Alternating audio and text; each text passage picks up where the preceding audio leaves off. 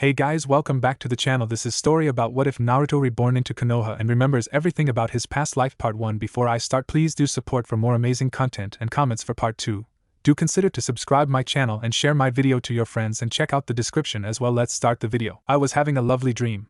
I was on a beautiful mountainside, with one notable difference: everything was made of food. The boulders were steaming loaves of bread, and the trees grew dango and pocky.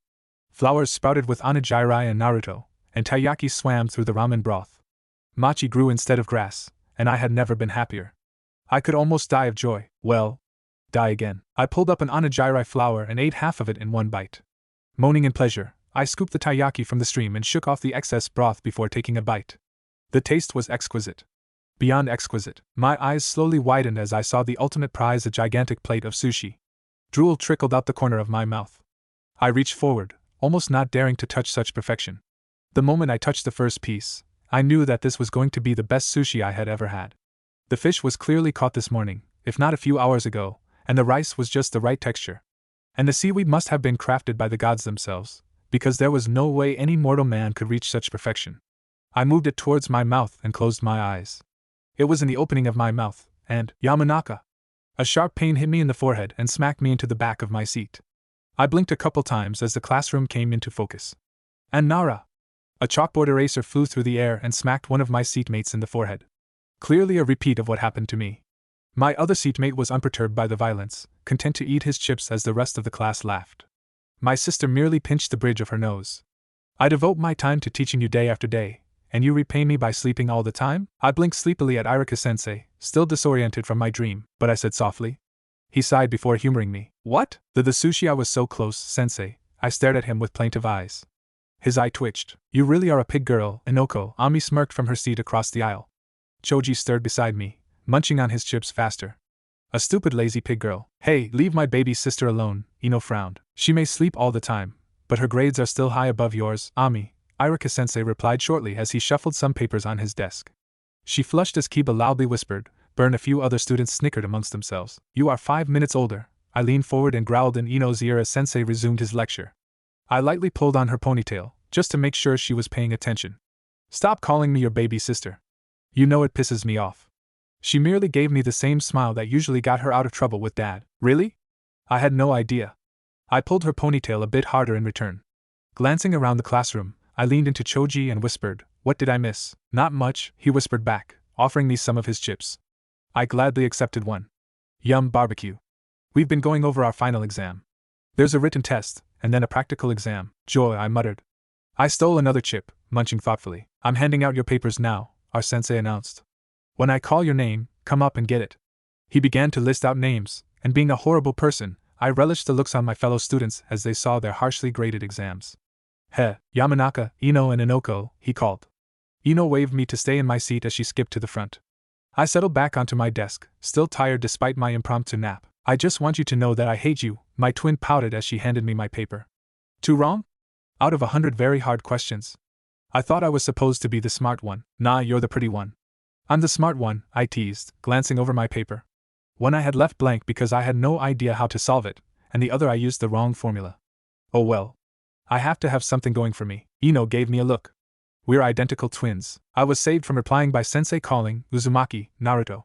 Silence. Naruto? The entire class stared at his empty seat. He must have snuck out while I was napping. A blood vessel pulsed near Irika's temple. I had to admit, I was curious to know how this would turn out. At that moment, we heard Suzume-sensei scream. The Hokage monument. The vein pulsed harder, and sensei was doing his very best to keep a smile on his face. Class, study chapter 14 of your anatomy textbooks until I return. He spun on his heel and left the room. The moment the door closed, I clearly heard him shout, Mizuki. I managed to keep a straight face for all of 8 seconds before losing it. Choji, can you give me a boost? I managed after I caught my breath. Absolutely no one was studying, except for maybe Sakura. Oh, and Sasuke, but that was because he had the Uchiha honor to uphold. Translation: I'm a stick in the mud that has no idea how to have fun. Gossiping and goofing off seemed to be the main priorities, particularly next to Sasuke. His usual impassive face had just a hint of suffering on it. Ha! I want to see what Naruto did. Choji was a darling as usual and let me stand on his shoulders so I could reach the window. Still, I tried to pull most of my weight onto the windowsill. Covering my eyes from the bright sun, I gave a low whistle as I beheld the graffitied heads. A small figure was hanging in front of the yondaime, and slowly creating a white stream from the nose. Figures. I glanced over my shoulder back into the classroom. Absolutely no one was paying attention to me except for Choji and Shikamaru. I grinned, a plot forming in my head. I'm getting some food, I announced. Anyone want to come with? Shika groaned, but drifted over to us anyway. Kiba gave me a suspicious look. Who's paying? He asked. My treat, I said, rolling my eyes. Akamaru barked, and his partner gave me a grin. Sounds like fun. Wait just a minute, Ino growled. I gave her a lazy blink. I guess someone else was paying attention after all. I'm not going to let you play hooky on our last day of school. I'm not playing hooky, I drawled. I'll be back before sensei is.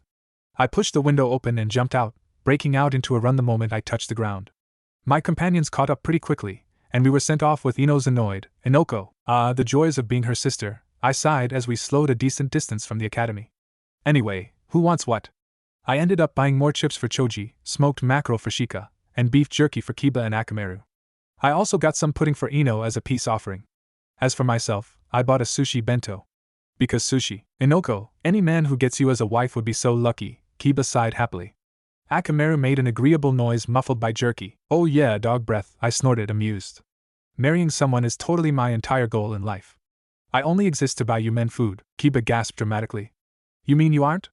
I glared at him for a moment before punching him in the arm. Oh, troublesome, Shikamaru sighed, looking vaguely amused as Kiba and I engaged in a friendly shoving match. Ino was fuming when we got back. The moment I passed through the window, she grabbed my ponytail and dragged me to my seat. Ow. Do you know how much trouble you could have been in if sensei had come back first? She snapped. She was way too much like mother at times for my liking. But he didn't, so I'm not, I protested. What was the point of being a ninja if you couldn't sneak out of boring places and get food? If you keep being mean to me, I won't give you the pudding I bought. She blinked in surprise, then frowned. If you think that I'm going to let you bribe me, then chocolate, I interrupted, waving it in front of her face. I could see her starting to waver. From an Akimichi place, no less. But if you don't want it, I'll be more than happy to eat it myself? I trailed off, grinning at her. The pudding disappeared from my hand. Just this once, she warned. Funny, that was what she said last time. And the time before that. Iruka-sensei came in then, with Naruto in tow. He was tied up pretty tightly, and had a determined, unrepentant look on his face. Basically the same look he had whenever he got caught at his pranks. Sensei himself gave me a look as I ate another piece of sushi. He knows, I thought while sweating a little. Well, Naruto, since you have completely thrown off the rest of the lesson plan for today, the entire class can practice their henge. Everyone around me groaned.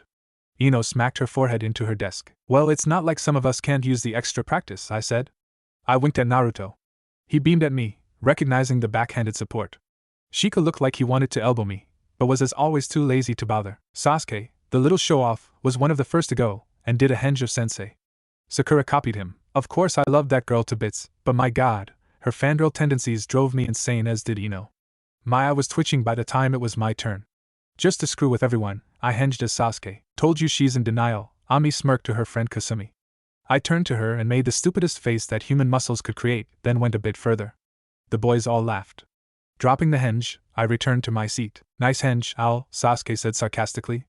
I scowled at the nickname Ami had given me a couple years earlier. They think they're so clever, just because I have insomnia. Thanks, I deadpanned. You didn't do too bad yourself, duck boy. If looks could kill, I would have likely dropped dead there. I gave him a bland smile, the kind I knew infuriated him. Well, you know what, Sasuke, if I bother you that much you could fight me, and then we'll see. Sexy jutsu. I heard behind me. Another twitch developed on my face. If I've told him once, I've told him 1,000 times. After Iruka-sensei was done yelling at him and sent him back to his seat, the rest of the day went smoothly. It usually did after one of Naruto's pranks, especially a large-scale one like that. I think that the monument was your best work yet, I said as I packed up my things at the end of the day. My bag had gotten heavier over the years, both with school books and things I read for fun between classes. And homework. Good grief, the homework.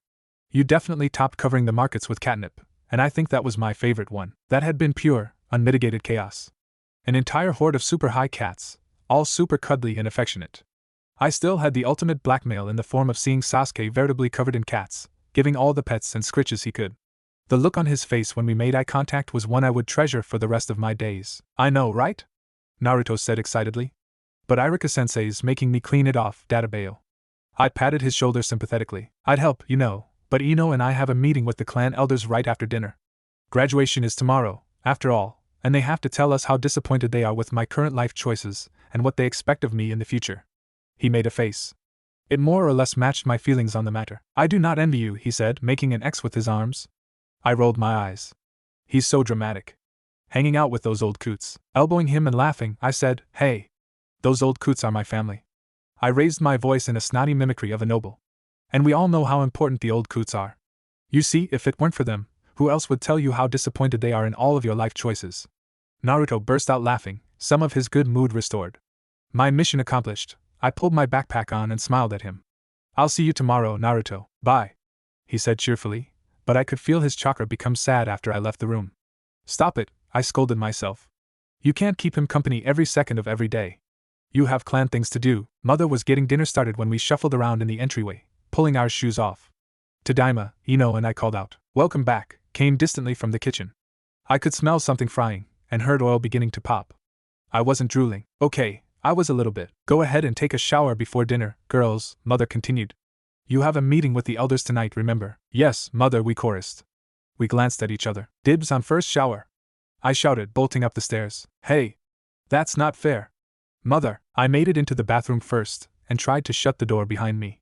Ino's body slammed into it, almost pushing it open. I dug my heels into the rug and forced the door to shut with a click, then twisted the lock. No fair! She hollered. You snooze, you lose. I cackled, already shrugging off my top.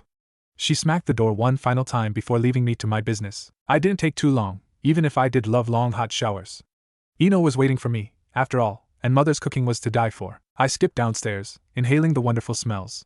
Chicken carriage with rice and miso. I tried to steal a little bit, just a bite before dinner, but Mother smacked my hand with the spoon. Wait until dinner, she said in a bemused tone, watching me nurse my hand. Why don't you set the table? Your father will be home soon. I sighed dramatically as I grabbed the bowls. I guess. Once I was done setting the table, I sat on one of the stools and watched as Mother worked. In my opinion, Mother was the pinnacle of elegance and grace. Her cooking rivaled even Setsuko Ba's. Basically, she was amazing, and I'd fight anyone who said otherwise. I'm starving, Ino announced, bouncing downstairs with her hair wrapped in a towel. What's for dinner, Mother? Food, Mother. What kind of food? Cooked food. Ino shot me a dirty look as I snickered. I pretended that I didn't see it, instead grabbing the plate of carriage. A piece might have gone missing between the kitchen and the dining room table. I would deny everything until the day I died. How was school? Mother asked as she took off her apron. Underneath she was wearing an elegant kimono, which was unsullied by her dinner preparations as usual. One day I'd managed to also not get flour and stuff all over myself, even when I had an apron on. Not bad, I said. Naruto graffitied the Hokage monument, so that was fun. Mother gave me a look. I didn't help this time. I protested. Honest, you can ask Sensei. She fell asleep in the middle of Sensei's lecture, Ino pipped in, raising an eyebrow. Inoko, in my defense, I already knew it, I said, very much not making eye contact as I ran back to the kitchen to grab napkins. I could hear the front door close, muffled against the clattering of dishes. I could hear the frown in Mother's voice. That's not a valid excuse. What's going on? Dad asked as he came in. He looked tired, but he usually looked kind of tired when he first came home. Nothing, I said cheerfully, throwing myself at him and hugging him tightly. Dad swung me into the air. Whoa! I won't be able to do that for much longer, he laughed, grunting a little with the effort. To say that I was a cuddlebug and a daddy's girl were both understatements. Mother would often tell how as a baby I only wanted to be with Dad, and could generally not care less about everyone else who wanted to hold me. I didn't remember that, being a baby and all, but considering she wasn't the first mother who had told me that, I was willing to believe it. Which is why you should do it while you can, I reasoned, wriggling free and dropping to the ground. I gave him my best sad eyes. Also, do we really have to go to that meeting? They're boring. He was sadly immune this time. Yes, you do. Ignoring my groan, Dad continued, you're both going to be full members of the clan, with all the responsibilities of a clan member. And because you're both children of the clan head, that has a few more responsibilities tacked on at the end. I just want to be a psychologist, I muttered, flopping onto my seat. The ninja thing is just to see if I can. Dear, you may not be the heir, Mother began, reaching out to smooth my hair. I'm just the backup heir, I snorted. But yes, I know. Dad's the head, so I need to be able to know who's but to kiss to make the clan happy. Dad's cough sounded suspiciously like a laugh. I'm right, aren't I? Crap. He gave Mother a quick kiss before sitting down at the table. Nariko, this looks delicious, thank you. Itadakimasu, I echoed Ino, and then dug in. I gave a happy sigh. I swear, my mother must have taken cooking lessons from a god. It was over all too soon though, and then I had to get ready for the meeting. Stop picking out my clothes! I shouted once I went into our room and saw the kimono on my bed. I can do it myself. It's not my fault you have bad fashion taste. You'd wear a t-shirt and pajama pants all the time if you could. I mean, she wasn't wrong, because they're comfortable, I grouched, and reluctantly pulled on the kimono. They were appropriate for the occasion, but all the same, I hated them. I could barely move in them. I swear, all of her outfit choices had either too much fabric or not enough fabric. I half-heartedly twisted my hair up and stuck a chopstick through it. Ino pat the seat of her vanity, beaming at me. Thank the three, I muttered, sitting down. Don't get me wrong, I liked having my face all pretty and made up. But for the most part, it was way too much effort to do on anything but a special occasion. As a result, though, I wasn't too great at it. Ino? She had been doing makeup since we turned 10 and our parents allowed us to do anything other than a bit of lip gloss outside of class. She was incredibly good at it, and I was more than happy to let her do it for me. You need to put more effort into your hair, Ino muttered, removing the chopstick and letting my admittedly weak work fall apart. It's so thick and pretty. That's exactly why I don't. It's easier to just braid it on the rare times I need it out of my face, Ino hummed as she brushed my hair. I guess. Your bangs need a trim, by the way, they're getting a bit long. Yeah, I know, I sighed. I'll ask Mother to trim them when we get back. I kept procrastinating it, and now they were hanging in my eyes. Good plan. She twisted my hair up into a bun and thoughtfully pushed a different pair of chopsticks through my hair. Mine look nicer. Just return them when we come home. Will do, sister dearest. Girls, we're going to be late. Dad called up the stairs. Coming! We both shouted back. Eyes met in the vanity mirror, and we both burst into a fit of giggles. Once we had both carefully picked our way downstairs, I drawled, now, on to the execution. I do wish you'd dress nicely more often, Mother said as she straightened my obi. You look so pretty when you put effort into your appearance. Why do that when I have Ino? I asked. I'm before, and she's after. Very funny, Ino said, poking me in the side. You both look very nice, Dad approved. Shall we go to the slaughter? See? Dad agrees with me. On the way to the meeting house, we were met with the occasional inclined head and advanced congratulations on our graduation tomorrow. It was practically unthinkable that the child of a clan head wouldn't pass with their peers, and we were both determined to not disappoint. Mainly out of pettiness on my part. You're late, Inoichi-sama, Akio, one of the elders said. He didn't like me very much, which was fair because I didn't like him either. Twins were rare and generally thought to be bad luck. I'd overheard him talking to his daughter once when I was younger, blaming my parents for the Kyuubi attack because they hadn't gotten rid of me and maybe even Ino. So yeah? Screw him. Sorry about that, Dad shrugged, taking a seat. He didn't like Akio either. I think he also caught wind of the elder's mutterings, but there wasn't much he could do aside from give him a firm talking to. Dad gestured for us to sit on either side of him. The meeting hadn't even started and I was already bored. My only solace was that Shikamaru and Choji had to go through this too, and we could all complain together in the morning. I got held up on the way over. The meeting began, and I amused myself by singing songs from another time. She wants to dance like Uma Thurman, bury me till I confess. It was mostly about Ino and her stepping up as the official clan heir, and lecturing her on her responsibilities from here on out, and other boring stuff that didn't concern me at all. Bah. Budgets. I wish I had brought one of the textbooks I checked out from the clan library. At least that stuff was interesting. I didn't even need to be here. None of this concerned me. Honestly, there were so much more important things that I could be doing right now. I stopped singing in my head and frowned a little. Ino would always tease me and call me a bookworm for spending most of my non-sleeping time reading. However, there was method to my madness. Learning as much as I could before I graduated was necessary. Yes, I was anticipating failing the second test. But even then, I'd have the knowledge to survive when my stomach turned as I thought on the future.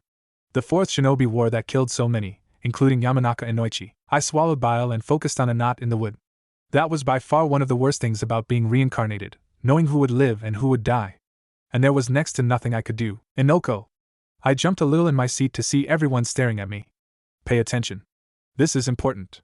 I nodded sullenly and settled in for the long run. The moment I could escape from the meeting, I made a break for it. First to my house to struggle out of the kimono and get changed into something more comfortable, then to the Nara compound. Hello, Yoshinobu, I said brightly when she answered the door. Is Shikamaru back yet? Yoshino smiled warmly at me. The four Inoshikacho kids bounced around all three households frequently enough that seeing one at the door was a frequent occurrence. Hello, Inoko. I'm afraid he's not, she said, opening the door wider. He should be back soon, though. You can wait in the living room if you want. Let me know if you need anything. Thanks, Yoshinobu. Is it okay if I get some water? I asked, following her inside. That meeting was so boring and I ended up getting in a fight with Akio-san again. He was being rude again and I told him so, and I also might have told him to go you-know-what himself with a rusty kunai, and man, you should have seen the uproar that caused. Yoshino burst out laughing as she got a glass down from the cupboard. Inoko, if you think I'd be impressed by that, you should have seen what I told the Nara elders when I got married. We nearly had a civil war right then and there. Once I had acquired my water, I tracked down the shogi board that floated around the living room and set it up. I ended up staring blankly at the pieces for quite a while. I had a bunch of things to think about, and playing shogi with Shikamaru usually helped me think. Maybe that's why I always lost to him. I was distracted every time. Most people ask before they come over, Shikamaru said dryly as he entered, still wearing his formal kimono. At this point, I'm practically a Nara by adoption, I shrugged. I gestured to the board. Pick a side. He glanced at the board and said, white. I spun the board around in response. We played in silence for several minutes, the clacking of the pieces being the only sound. What's bothering you? He finally asked. Who says anything's bothering me? I defended. He raised an eyebrow as he moved a piece. You only play shogi with me when you're bothered by something. I sighed. He knew me too well. Fine. I'm nervous about tomorrow. Liar. Says who? Says 9 years of experience of dealing with you, he shot back. I stared at the board. I don't want to talk about it, I muttered before moving my silver general. He captured my bishop. I promoted my knight and gave him a level stare. I just need to think a bit. I'm fine. You always say that, and yet you never are, he said evenly. Check. I sighed, knowing it was just a matter of moves before he ended up capturing my king. Still, how would you know? I countered. I'm the one learning psychology. And I'm sure that I'm fine. I moved my king out of check, planning to move one of my pawns to defend it from his bishop. He caught my hand as I pulled it back to force me to look at him. You know that I will help with whatever I can, right? It wouldn't be too troublesome? I smirked, pulling my hand free. No matter how I looked at it, I couldn't see any move that would allow me to stay in the game for longer than a move or two. I concede. Good game, Shika. You're avoiding the issue, he said. He began to help me reset the board. The clacking of the tiles being moved to their appropriate places was soothing. The conversation, not so much. There is no issue. I can't play a game with my best friend? I stared at him. A hint of frustration entered his eyes. I really regret the day you decided to make psychological profiles of everyone in our class, he complained, placing the final pieces down. Just the people I like, and even that was pretty boring.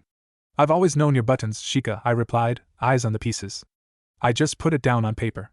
Can we not do this? I just want to hang out and play. Play and think on my choices for tomorrow night. Fine. I could almost hear the for now in his voice. He might pretend to be uncaring and lazy, but he invested in his relationships with people. Especially his special ones. Ah, shogi, Shikaka said as he entered the room. What's the score? One concession from me, I said. If we play this game all the way through, he'll have 2 wins. I scowled at the board as I abruptly realized the ploy Shikamaru was using. I moved one of my lances in front of my rook. He promptly moved his bishop into a currently unused corner, but one that I had been angling to get in to make a side attack at his king. Damn, you underestimate yourself, Shikaka chuckled. He moved one of my gold generals for me, forward against Shika's remaining silver general. The look of consternation on his face was one I would treasure for a while. No, I just know that I can't beat your son. I rolled my eyes and made another move, taking advantage of Shikaka's intervention. True to my prediction, Shikamaru ended up winning that game. I made my farewells and left after that, knowing that it was getting late for other people. I could go home, or I could wander around Konoha for a while, enjoying the nightlife. No choice, really. Konoha was fascinating when it got late, and it was generally pretty safe as long as you stayed out of the red light areas. Not as safe as it was back when the Uchiha were around, in my oh so humble opinion, but when one had a few tricks under her belt, there wasn't much an observant maybe almost genin couldn't handle from a civilian. My parents were long since used to my night wandering. I had started to do it shortly after I turned 7. I could only read so many books while waiting to fall asleep for so long. The first time I went out, Dad had panicked when he looked into my room and realized I wasn't there. After the whole Hyuga debacle, he thought I had been kidnapped, which was a fair assumption, honestly. He found me at a late-night ramen stand getting some food. I still occasionally dropped by there for their taiyaki.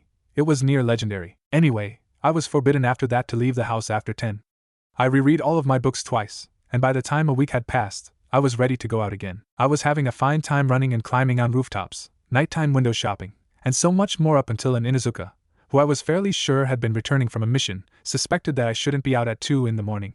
His dog partner went full fluff. It looked like a very big Shiba Inu, and I couldn't resist. I was a cat person all the way, but all dogs were good flupper pupperoos. The moment I went in for petting, he pounced on me and picked me up by my collar. Dad hadn't been very happy to be roused in the middle of the night to accept his wayward child. When I was 8, Dad and Mother gave up on keeping me inside at night. Dad had used a regular lock, then a seal when I kept getting out. It took Ino's complaints that she couldn't get water or go to the bathroom, and the realization that I was climbing out the window to stop that. What could I say? I'm a free soul at heart. Finally, they sat me down and worked out an agreement. They understood that I was bored and had wanderlust, but they were very concerned for my safety. If I was to be allowed to roam at night, I had to promise to be careful and be back in time for breakfast. It worked for everyone involved. I watched people slowly filter from the streets and read a new book on how chakra activity affected the brain. Fascinating read. Honestly, it explained so much and yet raised so many more questions until all the businesses were dark, and the only sound was frogs. Checking an old watch I had gotten for my birthday when I was 9, I noted that it was now 1 in the morning. I still wasn't very tired. I sighed heavily, then hopped down from my perch on a telephone pole and began to make my way to one of the many training grounds in Konoha. One good thing about the academy was that its basic training allowed you to pull off ridiculous stunts, at least ridiculous by my previous life standard. Once you've tried jumping from one roof to the other, you'll never want to walk again. Especially if you used to play Assassin's Creed. I may or may not have taken the leap of faith more than once. Or twice. Or 7 times. As far as I knew, no one else visited Training Ground 23. It suited my purposes just fine, a place to practice my kata and the couple earth jutsu one of my clan members had taught me 4 months ago. I spent a lot of time here, and it was secluded enough that I wouldn't bother anyone with whatever I was doing. Within 10 minutes, I had worked up a decent sweat. I had beaten the living daylights out of a practice dummy with everything I knew, and switched consciousnesses with an owl. Birds were generally pretty hard to catch, but this one was just sitting and staring at me. Piece of cake. It was pretty cool, being a bird. I flew around for a bit inspecting Konoha before returning to my body. Konoha from the air was gorgeous. I checked my watch again, the blinking face telling me that it was now 2:11 in the morning. A yawn told me that it was high time to go to bed. I gave a tired wave to the night guard at the Yamanaka clan compound gates. They were also used to my nightly wanderings. I was nearly asleep on my feet by the time I was locking the front door behind me. I took a deep breath, slowly letting it and any remaining tension leave my body. I suppose that it was part of being a Yamanaka, but the smell of flowers permeated everything. It was nice. Ino was breathing evenly in her bed as I carefully shut our bedroom door. She changed out the flowers on my end table. I ought to thank her in the morning. The lavender soothed my frazzled nerves even more. Practically falling into bed, I snuggled into my heavy covers, relaxed, and let sleep claim me. I wanted to die. Like right now. No human being should ever have to wake up this early, I whispered, eyes still half closed with sleep as I sat at the kitchen table. It is a crime that should be punished by death. A violent, slow death. Don't be such a drama queen, Ino snorted. Still, she began rummaging around in the cupboard for mugs. It's only 7:30. I will cut your heart out with a spoon if you do not give me a large cup of tea right now. And this is why you don't have a boyfriend. She set the mug down in front of me, the heavenly aroma rising with the steam. Bold of you to assume I want one. I took a large mouthful of tea, burning my tongue. Ow. Wait a minute, why don't you have one if that's the case? I didn't have to see her to know she was glaring at me. Wah. Daddy? Ino's throwing dishes again. Konoha wasn't much like it was in the plot. For one, it literally was hidden in the leaves. It was very much a village built around the forest. Some places you couldn't see the village for the trees. The marketplace was a bit clearer, but for the most part, there were trees everywhere. In the streets, against buildings, on buildings, and the notable example of the academy, which had a Hashirama tree growing straight up through the building, evidently grown the first day of lessons at the academy. Legend had it that the Nidame nearly committed fratricide that day. The streets were twisting and a maze to anyone who wasn't a native. There were numerous dead ends and roads that lead to nowhere in particular. It had gotten easier over the years to find one's way around, if only because we started building up. Literally. There were no skyscrapers or anything, but we got a good 10 floors out of some of our taller buildings, and that wasn't counting the basements. Certain buildings were designed to be even more confusing. The Hokage Tower, for one. The academy as well. Most kids spent their first year constantly getting lost. As a graduating student, I was more than accustomed to the police box-like labyrinth our school was. When we got to the academy, we were instantly told to take our seats and given our tests by Mizuki-sensei. I could see Naruto a few rows ahead of me, nearly pulling out his hair. It's not that hard, I mused as I began to fill out questions. Honestly, you just need to have cracked open a book sometime. I gave a casual glance around me. Okay, maybe not then. A lot of my classmates were looking stressed. Score 1 for smart kids. Or maybe score 1 for kids who had been a college student in their past life and as such already had a good deal of this knowledge already somewhere in their head, and in this life was able to go into their brain and retrieve it. I ended up finishing my test fairly quickly, and spent the rest of the time poking Shikamaru to make sure he finished his test after double-checking my answers. We knew each other so well. The second part of the test was the taijutsu portion. Iruka-sensei was grading us on this while Mizuki-sensei graded our papers. I hated taijutsu. It was one of the more compelling reasons to become a psychologist instead of a ninja. It wasn't that I was bad at it, it was just okay, so maybe I was a little bad at it. I was passable. Granted, passable wouldn't be good enough. Not if I wanted to save people. Joys of crippling anxiety of the future. Thankfully, I was paired with Ami, so I proceeded to happily beat the crap out of her. It was very cathartic. She was even worse than I was, desperate to show her soft and feminine side to Sasuke. He had yet to notice. Afterwards, we all had lunch. Sasuke sat as far from everyone else as he could as usual, while Kiba and Naruto tried to entice Shikamaru and I into a game of ninja. We're going to be ninja in a couple hours, I said slowly, frowning as I absently braided my hair. Why do you want to play that? Because we're going to be ninja in a couple hours. Kiba shouted. After today, we will be adults. We should act like kids while we can. I stared flatly at him. I seem to be doing that a lot with him. I guess your logic makes sense, but I'm too tired after all that taijutsu, I complained. Shikamaru grunted in agreement. Why are you so lazy? Naruto whined. Akamaru barked in agreement, but then he crawled into my lap. Because I can be, I deadpan. Now sit down. Just watching you is making me tired. He groaned and collapsed spread eagle on the ground. I adjusted Akamaru into a more comfortable position for us both. Are you a traitorous doggo? I cooed at him. Are you a very good snuggly pup? I hate you both. We hate you too. I cheerfully made sure to give Akamaru good ear scratches for being such a good boy. Ino and I were one of the last people to get tested on ninjutsu. I smiled at my sister as she pranced out with her new hitaite around her head. You better not fail, she grinned.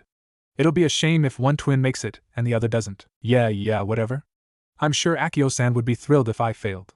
I rolled my eyes as I entered the room, then gave a lazy wave to both my sensei. Yo, hello Inoko-chan, Mizuki-sensei smiled. Honestly, if I didn't know what a douchebag this guy was, I never would have guessed. He had his easygoing nice guy facade down to a point. If you could perform a henge, a kawarimi, and 3 bunshin. Oh. This was going to be easy. Transforming into my father was easy. I had done it dozens of times before when he was helping me practice. The kawarimi was a bit harder, but switching with objects was something I had been doing around the house for years, much to Mother's annoyance. I had always found the bunshin easy, which drove Naruto crazy whenever I tried to help him with it. It's too hard. He had complained once after nearly an hour of attempts. It's an academy jutsu for a reason, I replied patiently. It's not too hard. Closing my eyes and sighing heavily, I continued, well, the problem isn't a lack of effort. I already told you that, Databeo. Maybe it's your control. I mused. Bunshin are kind of delicate, so if you aren't careful enough, you fry them. You think that might be what's happening? He frowned. Crap. How do I fix that? More practice. No, your bunshin? Iruka-sensei sighed, snapping me back to reality. Right. In the middle of a test. Really ought to focus. Oh. Right. Sorry about that, sensei. I summoned my chakra and twisted it into 3 bunshin. The other Inokos blinked at each other before one of them finger-gunned another. Hey there, sexy. Yup, those were mine alright. That was satisfactory, he nodded, then offered me a headband. Congratulations. You've passed. I whooped and ran out the door, barely pausing to grab it. Eat that, Kiba. Oh, you did pass, he said with a toothy grin. I tied it onto my forehead, relishing in the weight. There was still some paperwork to be done, but I was more or less officially a genin. Don't be a pest, dog breath, I said, pulling Akamaru off his head and placing him on mine. I got a lick on my new hitaite. It makes you look dumber than you already are. Hey, I looked around our group, searching for one particular blonde. Even with all my help, had he still? Ino, have you seen Naruto? I asked. She and Sakura were in the middle of a glaring contest. Earth to hormonal girls. Where's Naruto? Who knows? Sakura shrugged. I don't think he passed, though. He was looking pretty upset. Damn it. I had a choice here. Either find Naruto and talk him out of his insanely stupid plan to steal the Forbidden Scroll, or let the plot take its course. Tonight would be a very important event for him, but I promised myself to derail the plot. I felt a finger on my nose. Hey. What's up? Ino retracted her hand, smirking a little. You had that look on your face. You know, the pondering mighty things look. I waved her hand away, annoyed and bothered. Help him or leave him. I'm fine, I said irritably. I'm going home. Tell Shika I said bye. I didn't give her time to respond before I jumped the wall, forcing myself to not track down Naruto.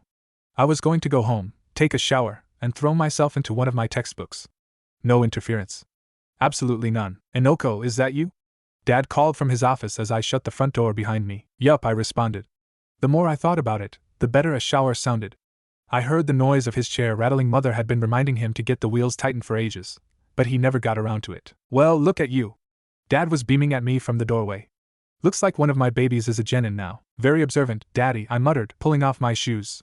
Ino got her hitaite too, so the elders will be happy. Except Akio-san. He can suck my. He pulled me into a hug before I could finish. Long day? You sound upset. Very. Dad planted a kiss on my head and began pushing me to the stairs. Go take a shower, sweetheart. Do you want any tea? You know me so well. After I finished soaking in the steaming water, I wanted nothing more than kiss the person that invented indoor plumbing. You are my favorite right now, Daddy, I said, hugging him from behind upon seeing a steaming cup waiting for me. I almost love you as much as sushi. I've moved up then, Dad smirked. He pressed a kiss to my cheek. I have some paperwork to finish in my office. I'll be done in about an hour. Okay, Dad, I'll be in the living room. I flopped down onto the couch with my biochemistry book, opening it up to a dog-eared page. I'd offhandedly studied biochemistry a very long time ago as part of my degree, but like I said, it had been a very long time ago and I didn't remember much of that class even before I plus the inclusion of chakra made everything so much more different and interesting. What is chakra? How is it made, stored, used? How does it affect the body when used? Why does chakra drain affect people when I know that people can quite easily survive without chakra? Honestly, I could go on. So many questions, so few answers, so little time.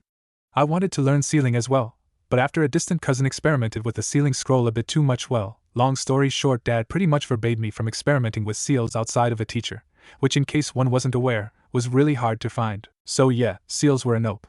Which meant that ninjutsu was probably my best bet at brute forcing my will onto the plot. Somehow. I'd figure it out later. After a good 20 minutes of trying to read the same page over and over again, still not really seeing the words, let alone understanding them, I came to the conclusion that I was approaching maximum sleep deprivation and needed to crash. I cheerfully slammed my book shut and went upstairs to promptly pass out on my bed. Ino woke me up 3 hours later by slinging the door open. Despite her repeated apologies, I could not sleep for the rest of the night. During the 3 glorious hours I managed to sleep, I had a dream about how Naruto and I first met. It had been at a late-night ramen booth, of all things. I couldn't sleep and he had woken up from a nightmare hungry, and happened to be at the same ramen booth. He had recognized me from class that day, and plopped down right next to me and started talking. Hey, I know you. You're from my class. You have some weird name, like, it's Inoko, I said, kind of annoyed that he didn't remember my name despite being in the same class for a couple years, but not surprised. Right, that's it. You like ramen too? Naruto, it's 2 in the morning. Why are you getting ramen? Because it's delicious at any time of day. Why are you getting ramen? He responded petulantly. I blinked. Because I don't sleep until really late, and I get hungry, I said slowly. Oh. Makes sense to me. Naruto beamed at me. What's your favorite ramen? And so he went on, following me home to make sure I was okay. By that time, I knew that I wasn't going to be able to harden my heart to him and his infectious grin.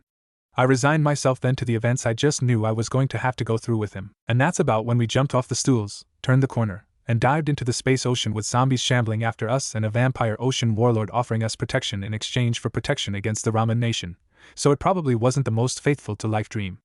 Anyway, despite tossing and turning for another hour after Ino arrived home, I could not go back to sleep. I wasn't in the mood for reading my usual books or training either. Just tired and a bit more irritable than usual, especially since my pseudo-plan of just sleeping through tonight's events kind of failed. I groaned, throwing my covers off and rolling over. I hate getting up, I muttered as I squinted against the light. If I could sleep forever, I would be happy. You know, I would suggest that you and Shikamaru get married, Ino said dryly as I trudged down the stairs, but I would be terrified at how lazy your child would be. Meh, I shrugged in response. Don't tempt me. She stared at me for a second, trying to tell if I was being serious. What's for dinner? I asked as I shuffled into the kitchen. After I finished eating, I joined the rest of my family in the living room.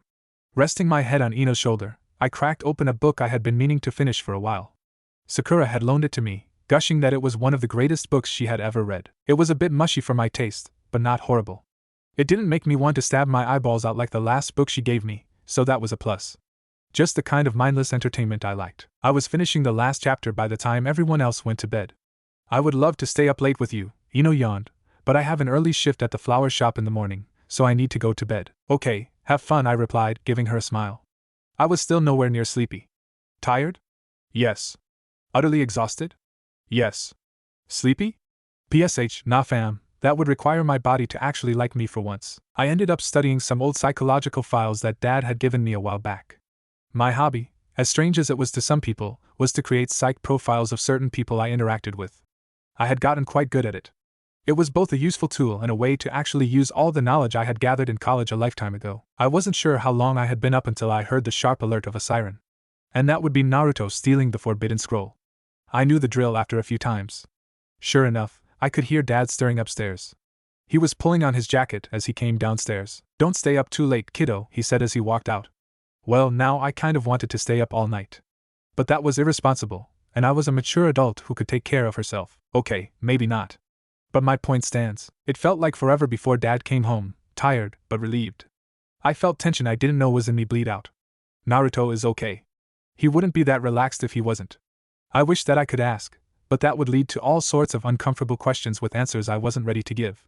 And a trip to Tianai, which would not be fun for a variety of reasons. I followed Dad on the way upstairs, quietly pestering him for information. Thankfully, that wasn't very odd for me. Can't say, he sighed as he reached the landing. Top secret, you know? He smiled and tweaked my nose. I scrunched up my face in annoyance. Good night, Inoko. Stupid secret of parents. I'll get the information out of Naruto in the morning. Inoko-chan. I heard just before being tackled from behind. I was able to make a screeching sound of alarm before I hit the ground. What have I said about tackling me from behind? I asked, my voice muffled by the ground. Right. Sorry about that. Naruto helped me to my feet and sheepishly rubbed the back of his head. I was just so excited. I have something really cool to show you. Kage-bunshin. I blinked as an identical clone appeared. Cool, huh? They chorused together. I stared for a few seconds, then turned and kept walking. Not today, plot. It's too early for this, I muttered. Naruto, we're getting coffee. My treat. He whooped and hoisted me over his shoulder. Naruto. I screeched. Put me down. This is why I never get you anything but decaf. Another major reason I refused to get him anything aside from decaf, I thought as I watched him, was the fact that he more than made up for it with the amount of cream and sugar he put in it. You have a problem, I decided, nursing the hot mug. Nasty, foul liquid, but it did the job of artificially keeping me awake and aware, more than tea did. Says you, he stuck out his tongue. He took another big gulp and I gagged. Absolutely disgusting. By the way, Naruto, I said once I got over my temporary nausea. Now was better than ever to ask him what happened. How did your test go yesterday? A gloomy look passed over his face. I felt kinda bad about asking. Wheelio, he said, dragging it out. I failed. I pretended to be surprised and widened my eyes. That sucks, I said, taking a sip of my coffee. Nasty, foul liquid. But, Naruto shouted, hitting the table and making me jump. Iruka-sensei promoted me after I kicked Mizuki-sensei's butt. I'm going to need some context. Naruto went off on a tirade that I absently listened to for the next hour. He left out certain parts, those being top-secret Jinchuriki stuff, and instead told me the rest. The rest being how Mizuki was a dangerous sociopath who tried to murder an academy student and teacher for personal gain. Wow, I finally said. That sounded pretty dangerous. Oh, it was. He grinned, not losing the chance to brag. I was totally awesome, way more awesome than Sasuke could have been. I snorted. Sasuke wouldn't have stolen the scroll in the first place, I replied dryly. He growled under his breath and then ran ahead of me. He was walking backwards, maintaining eye contact as I wandered around the market looking for fruit. That's because he's a stuck-up little. How much for the peaches? I asked the vendor. Are you even listening? I've heard enough of you guys' rivalry to know what you're going to say.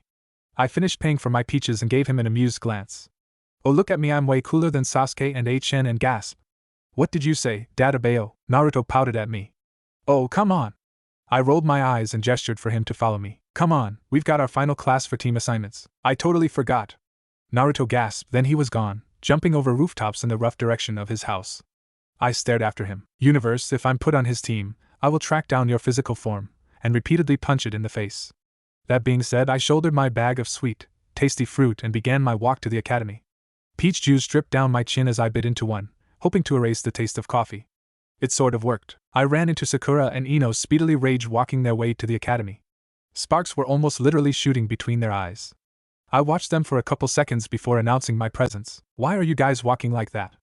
I asked.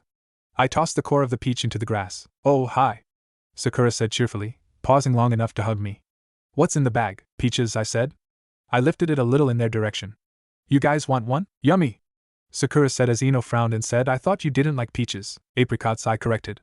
Sakura sighed in delight as she took a bite. Those are gross. These are good. Shall we continue? When they had their fight over Sasuke, because why not, I had refused to take sides and did my best to remain friends with Sakura as well. It had worked out pretty well, all things considered. Unfortunately, any cordiality vanished the moment a chance to win Sasuke's love appeared. I wasn't quite heartless enough to tell them that he didn't, and would likely never care for them that way. I had, however, never been more relieved to see the academy gates. Morning, Iruka-sensei, I yawned. Please save me. Would you like a peach? Good morning, he said, and touched the top of my head. Ino and Sakura were somehow wordlessly bickering. Honestly, their rivalry sometimes amazed me even more than Naruto and Sasuke's. Girls were scary. Thank you, but no. Go on inside, and please, sit next to Sasuke so the others will pay attention. I made a face, but nodded. Everyone was clearly excited, and talking loudly. Naruto, how on earth did he get here before me? was staring at the door with a hopeful expression on his face. Crap. I really needed to get Sakura to talk to him soon. This was honestly just embarrassing for everyone involved. All of this way. Ugh. Prepubescent hormones were the absolute worst. Yo, I said, waving at him. How did you get here so fast? I'll never tell, he said cheerfully. Real talk, that only made me more curious. But hey, I had my own secrets, and if he wanted to keep his, fine by me. Peach? I sat next to Sasuke while the others were arguing on who was going to sit next to him. He barely gave me a look. No way, those are gross. Apricots are way behave. I glanced up at Naruto, confused. He seemed absolutely horrified. You've fallen for his spell too? We were so close. Just one more day, what are you talking about? I was so too tired to be dealing with this. Why else would you sit next to a loser like him? Oh. Yeah, that made sense. Gross. He was like 8 years younger than me, mentally. That was practically robbing the cradle, because Sensei asked me to? So that other girls will actually focus on what he's saying. Oh. Okay. Naruto sat on my other side, still glaring at Sasuke. He was so cute, acting like him sitting there would make me immune to Sasuke's emo charms. A valiant effort on his part. Shame I was already immune. Are you guys excited about graduating? I asked after a few moments of silence. I wish I had brought something to read, if only to be able to ignore the terse silence between them. Of course! Naruto shouted. I gotta graduate before I become Hokage, Databeo. Sasuke was characteristically silent, so I elbowed him. What was that for? He asked, annoyed. It's generally polite to respond when someone asks you a question, I deadpan. He scoffed softly. I don't really care. It's just a stepping stone to my goal. I wonder if I should tell him that he's not as cool and edgy as he thinks he's being. Probably not. Hey, sis, Ino said sweetly, Sakura looking very annoyed behind her. Can we switch seats? No, I said, and placed my head on the desk. I was so tired right now. I really didn't want to do taijutsu today. Please? I'll buy you sushi. Oh, how tempting that was. Sushi, no, I'll get you that golden phoenix roll you like. My mouth began watering. Cucumber instead of avocado. I was actively drooling at this point, but Sensei had given me a mission. Shinobi did not give in to bribery, as tempting as it was. I said no. I'm on a diet. A diet? You. Since when? Since about 10 seconds ago. Leave me alone. Mine, she sighed, and walked away. I could almost feel Sasuke's relief. And then Naruto decided to stand on the desk and stare at Sasuke's face. Definitely not putting any food there now or any time in the near future. Gross. What do girls like about you so much? He demanded. You're not that cool. Wait for it. Naruto! Sakura shouted. Stop glaring at Sasuke-kun. Many other girls joined in. Ino seemed a bit torn between telling Sasuke to hit Naruto and not wanting to invoke my glare. I was very protective of my friends, Naruto included. The look insomnia gave me combined with a glare that I perfected in my previous life was useful for scaring people into obeying me, meaning that Sakura had generally stopped hitting Naruto a while back. This did nothing for discouraging Naruto's affections, awkwardly delivered as only 12-year-old boys could manage. One of the other kids, Tetsu, I think his name was, laughed with one of his friends. Oh man, I can't believe you did that. He threw his arms behind his head and knocked Naruto forward. There it is. I watched impassively as Sakura, Ino, and several others stared in horror. The looks on their faces were almost as good as Naruto and Sasuke's. They pulled apart, gagging and spitting. Naruto sounded like he was dying. You jerk! Naruto shouted. I can't believe you stole my first kiss. Wait.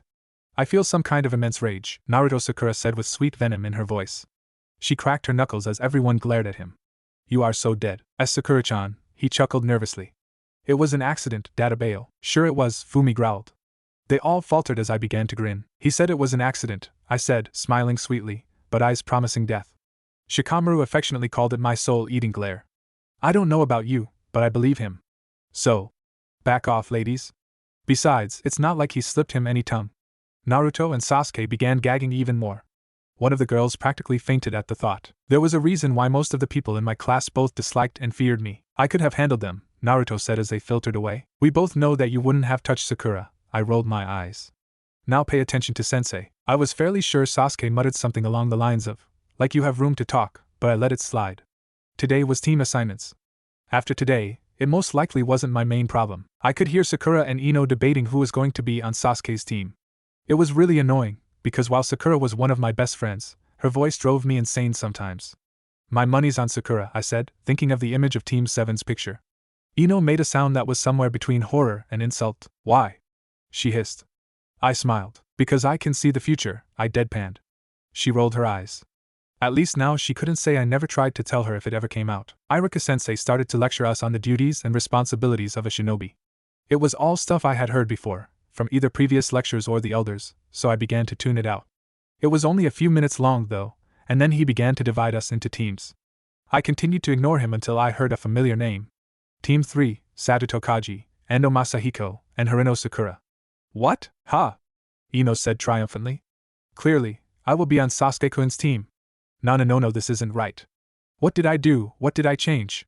I was lost in my shock until Ino made a shocked screech. What did I miss? I asked, confused at the glares I was getting from the girls. Team 7, Iruka-sensei repeated. I felt a dawning sense of dread and horror. No. Uzumaki Naruto. No. Uchiha Sasuke. No. Yamanaka Inoko. I stared at Sensei for several seconds, then stood. Sensei, please excuse me while I throw myself off the Hokage monument. Stop being dramatic and sit down, he said, rolling his eyes. I sat back down. Naruto was whimpering a little behind me. I'm cursed, I know it, to bail. Drama queen, Sasuke scoffed. Both of you shut up, I muttered, rubbing my forehead. Team 8 came out as expected. Shino, Kiba, and Hinata Dash, as did Team 10, my sister's team. I'll trade you, Ino said with a note of desperation in her voice. You like Shikamaru and Choji more than you like Naruto and Sasuke. I let my head collapse onto the desk with a thud. If you can convince Sensei, then by all means, I sighed. But I was inwardly actually sort of happy that I had been put here, now that I thought about it. I liked Naruto just fine, and Sasuke was okay when he wasn't being angsty. Plus a front row seat to changing everything. Including but not limited to Sasuke. Sasuke. Akatsuki. Sasuke. End of the world. Oh, and Sasuke. I stared blankly at the chalkboard. I feel like a lot of problems will be solved if I just make sure Sasuke doesn't make super stupid choices. Granted, given his ego, this won't be easy. Especially since Naruto is going to make it his life goal to basically aggravate him at all opportunities. Ugh. The plot was such a pain. Jonin began to show up for their teams. Sakura got an Inuzuka guy. He seemed nice enough, but I could tell just by looking at him that his test was going to be brutal. Poor girl looked super nervous, and I didn't blame her one bit. Kurenai arrived shortly after, practically radiating excitement.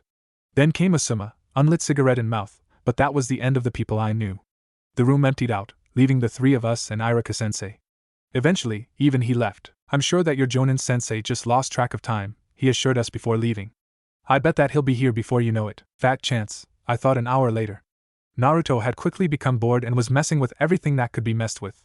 The chalkboard fell victim, then some papers that I really hoped weren't important. He frequently checked the hallway for any sign of our sensei. I sort of dozed off here and there, jolted back to wakefulness every time Naruto made something clatter. I finally ended up pulling out another book I'd been working on, a historical fiction about a healer in the Warring Clans era.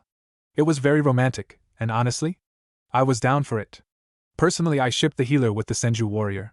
Ino shipped her with the Uchiha, and while I could see it, I just thought she had better chemistry with the Senju. He built her a clinic. I had sighed dramatically, pretending to swoon onto my bed. Regardless, I vaguely kept an eye on Naruto as I read, trying to make sure he didn't get into too much trouble. Iruka-sensei would be pretty upset if we let Naruto break into his desk, though what else he would expect leaving us without an adult, I'm not sure. What are you doing? Sasuke asked exasperatedly as Naruto wedged a chalk eraser between the door and the frame. I could sense a lazily sparking chakra steadily drawing closer. Underneath the calm flow, I felt the tight wire underneath. Whoever it was, and oh boy, I really wonder who it could possibly be, was prepared for whatever he encountered. Revenge. Naruto grinned. This is what our sensei gets for being so late. TCH. Idiot. I think it's a good idea, I smirked. Who knows? Maybe the prank would work. It wasn't one of his best, by any means, but well, anything could happen. Clearly, he doesn't respect our time, so there's only one way to teach him a lesson. Sasuke gave me a look. I grinned back at him. The lightning chakra came closer. Ooh, this was going to be good. Our teacher's a Jonin, Sasuke said quietly. An elite ninja. You really think he'd fall for that? I sincerely hope so, I frowned. I'll be really disappointed if he doesn't. Sasuke scoffed again, but kept one eye firmly on the door regardless. There's the 12-year-old boy I knew was in there. He was just as invested in this prank as we were, he just didn't want us to know that he was invested. What a dork. The door opened, and our sensei's hair was covered with white dust as the eraser fell on his head. It was barely noticeable, thanks to its silver color. My mouth curved into a grin as Naruto laughed. Hatake Kakashi looked pretty much like I was expecting. Though seeing him in person did raise one question: what did he put in his hair to make it stick up like that? I needed to get me a bottle of that. It would make for an excellent prank on Ino. Or Shika. Or Choji. I got him. Naruto cheered. Sasuke's chakra shifted to disbelief. Nice shot, Naruto, I nodded, still grinning. Kakashi picked the eraser up from the floor and deliberately placed it on the desk. How can I put this? He mused, rubbing his masked chin. My first impression of you guys, well, I hate you. Naruto and Sasuke glanced at each other in surprise. It was just a joke, Naruto said quietly. My eyes narrowed. Something wasn't quite right about that. There wasn't hatred in his chakra. The three knew I knew what that felt like, but it wasn't apathy like his blank face suggested. Curiosity, anticipation. I tilted my head. Something else I couldn't quite recognize. Wistfulness? Well, we hate you too, Sensei, I smiled, making sure it didn't reach my eyes. Can we all move on with our lives now that you're here? I saw a glint of something in his only visible eye, either sadism or approval, but it vanished before I could decide which. I suppose so. His eye closed in what I assumed to be a smile. Let's meet up on the roof, shall we? Then he vanished. Man, our sensei sucks, Naruto muttered. I don't know, he's kind of cute, I replied, snapping my book shut. They both gave me a horrified look. Who are you and what have you done with Inoko? Naruto asked suspiciously. Inoko never thinks guys are cute. Maybe that's just because all the guys in our class aren't attractive enough, I replied, staring at Sasuke. He almost flinched. I shoved my book into my bag and began to make my way up to the roof, ignoring Naruto and Sasuke's bickering behind me. Kakashi was waiting there for us, leaning casually on the railing. I lay down on the nearby stairs and stared at the sky. Naruto and Sasuke sat on either side of me, pointedly not looking at each other. I sighed heavily. This team is going to take a lot of work, isn't it? Well then, let's get started, shall we? Kakashi said. Why don't you introduce yourselves? There was silence. That's not ambiguous at all. Or ominous, for that matter. You guys could try names, likes, dislikes, hobbies, dreams for the future, I suggested from my lying down position. Things like that. You go first, Sensei, and show us how it's done. I sat up and grinned. Well, my name is Hatake Kakashi, he drawled. I have no desire to tell you my likes and dislikes. My dream for the future, I can't say I have one. As for my hobbies, I have lots of hobbies. We didn't learn anything, Naruto whispered loudly. As revenge, I guess from what little I remembered of his personality, Sensei gestured for him to go next. Oh. Okay. Naruto said cheerfully.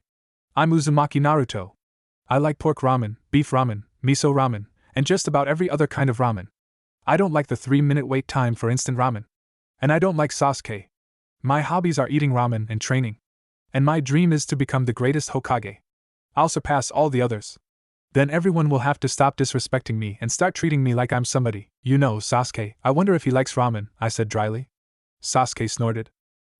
Okay, now for the other blonde, Sensei replied with a bit too much cheer in his voice. Oh damn, putting me on the spot.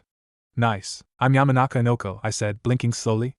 I like my immediate family, and my few friends, among sleep and various foods. I don't like people who think they're better than everyone else because of their experience or family, one of my clan elders, and I don't like green beans. I'm an insomniac, so I have lots of hobbies. I nodded at him after saying that. One of them is creating psychological profiles for people I interact with often. My dream for the future doesn't really matter right now. Suffice it to say that I want to become more powerful. I would have to in order to save my father, Kakashi hummed softly, giving me a look. I stared back until he glanced over to Sasuke, nodding at him. My name is Uchiha Sasuke, he droned. I hate a lot of things, and I don't particularly like anything. What I have is not a dream, because I will make it a reality. I'm going to restore my clan, and kill a certain someone. I sighed heavily. I felt like this was already becoming a pattern. You're such a drama queen, Sasuke. Shut up, owl. That hurts, Sasuke. Gets me right here. I tapped over my heart before returning my attention to Kakashi.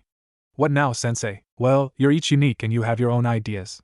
He blinked a couple times before continuing. We'll have our first mission tomorrow. What kind of mission are we going to have? Are we going to rescue princesses? Or overthrow an evil warlord? Naruto asked excitedly. It's a task that the four of us will do together, Kakashi said. I got the distinct impression that he was smirking. What? Naruto pleaded. A survival exercise, Kakashi replied casually. I could almost hear Naruto's dreams crashing and burning. It sounded a lot like a slide whistle and an exploding tag at the end. What? He complained. We did tons of those in the academy, Kakashi sighed. He seemed annoyed that he had to deal with us at all. At least pretend like you want to be here. This is not like your previous training. What's the catch? I asked slowly as Naruto scratched his head beside me. Kakashi cocked his head to the side and pretended to be confused. There's always a catch, Sensei. I can promise you that I'm smarter than I look. So what exactly will we be doing? A bit of a dark aura began to leak out of our new teacher. He began to laugh softly and menacingly. What's so funny? Naruto whispered to me. It was a normal question, right? If I tell you the answer, you're not going to like it, Kakashi said. A smile crept across my face. Try us, sensei, I said. Well, of the 27 kids who graduated from the academy, only 9 will become genin. Naruto's eyes widened, and even Sasuke seemed a bit surprised. Determined, but surprised nonetheless. The other 18 will be sent back to the academy. In other words, this is a pass/fail test with an extremely high fail rate of 66% or more. See? I told you wouldn't like it. Then what was that graduation test for, then? Naruto demanded. We worked hard to get here. Oh, that? That was just to weed out the completely hopeless, and to select the candidates who might become genin. Or not. He sounded very nonchalant about the whole matter. I was liking him more and more. What? Naruto gasped. Well, that's how it is, Sensei smiled. His voice hardened. I decide whether you become genin or get sent back to the academy. Be at training ground 3 with your complete weapon set at 5 a.m. Naruto fumed next to me, and Sasuke's knuckles were white. I raised my hand. Can we go home now? I'm hungry and drowning in testosterone over here. Yes, you're dismissed. And I just remembered. Don't eat breakfast tomorrow morning, unless you enjoy throwing up. He shined away, leaving us behind. Well, I think he's a pretty nice guy, I decided, standing. Nice? Naruto spluttered. He didn't tell us anything about himself. He was insanely late, and he's all around a jerk. I learned quite a bit about him, though. Maybe you weren't paying attention, I mused. How did you learn anything about him? Sasuke finally said. I hate to agree with Naruto, of all people, but he has a point. The fact that he was late can tell us 2 things. 1, he's either forgetful or irresponsible. 2, he just doesn't care about being on time. I held up 2 fingers. The fact that he's a jonin means that it's likely the later. He didn't want to tell us about his likes and dislikes, meaning that it's likely not for the ears of children, or that he just doesn't care about life that much. This is backed up by the fact that he doesn't care about punctuality, and the fact that he has no dream for the future. I'd peg his age at around mid-20s, meaning that he almost certainly fought in the Third War, so probably some kind of trauma in his background as well. If he is in fact in his mid-20s, then he was just a few years older than us during the Kyuubi attack. Sasuke was too focused on my words to notice, but I saw Naruto's slight squirming. He said that he has lots of hobbies, but didn't even name one. So again, probably not for the ears of children. I blinked slowly, allowing the information to sink in. Creating psychological profiles for the past 5 years meant that I could now make a fairly basic one on the fly. I figured it was a decently useful skill to have. If you put that all together, then you find out that our new sensei is almost certainly a man that's had horrible PTSD since he was our age or younger and either can't, or won't get therapy for it, has done a lot of things in life that he's not proud of, and deals with the bad memories with things that could be considered perverted. It's pretty obvious. Naruto gaped at me, and Sasuke seemed shocked as well. What? It was not obvious! Naruto shouted. I never would have seen that in a million years. He's right, Sasuke said quietly. To have extrapolated that amount of information out of so few words. I've been doing this for a while, I laughed nervously, scratching the back of my neck. You remember when Naruto shut the school down for a week with one of his pranks? I spent it making profiles for a good deal of people in the clan. I've gotten good at it, I guess. Hey. Naruto waved his hand. Have you made one for me? No, I said slowly. After doing Ino and Shikamaru, I decided that adults are much more interesting than children, and don't bother with them. I'm sure that Sasuke would be an interesting one, I mused, talking more to myself at this point than anything else. I tapped my chin for a moment, thinking. Anyway, I'm going home now. See you in the morning? Saying that, I proceeded to get the crap out of there. My new team was a can of worms I would put off opening until absolutely necessary. Kumonin, Inoko, Naruto yawned the next day. I looked up from the bomb I was making in surprise. I wasn't actually expecting either of them for a while yet. Except it was about time for them to be here. So much to do, so little time. Ugh. It's too early for any of th. Are you okay? He frowned at me. Yeah, why? Am I bleeding? I was pretty sure I ran into a tree a couple different times. I scowled at the thought. Birch tree, I will defeat you. One day, I will have my revenge. Your eyes are how much sleep did you get last night? I blinked. Sleep? Oh, none, I've been here since dinner setting up traps. I would be careful out there. I put a large clump of paper bombs somewhere over. I spun around, frowning. I don't remember where I put them, actually. Oh well, I'll just make more. They weren't my problem anymore, ahaha. You have a problem, Sasuke said flatly, appearing nearby. He did actually look mildly concerned, which was more expression than he normally showed. Yeah, it's called insomnia, I snorted. Mix it with 9 cups of coffee, and I have all the time in the world to set up traps. I laughed, a bit maniacally, I'm sure Ino would say, and ran a hand through my hair. Huh.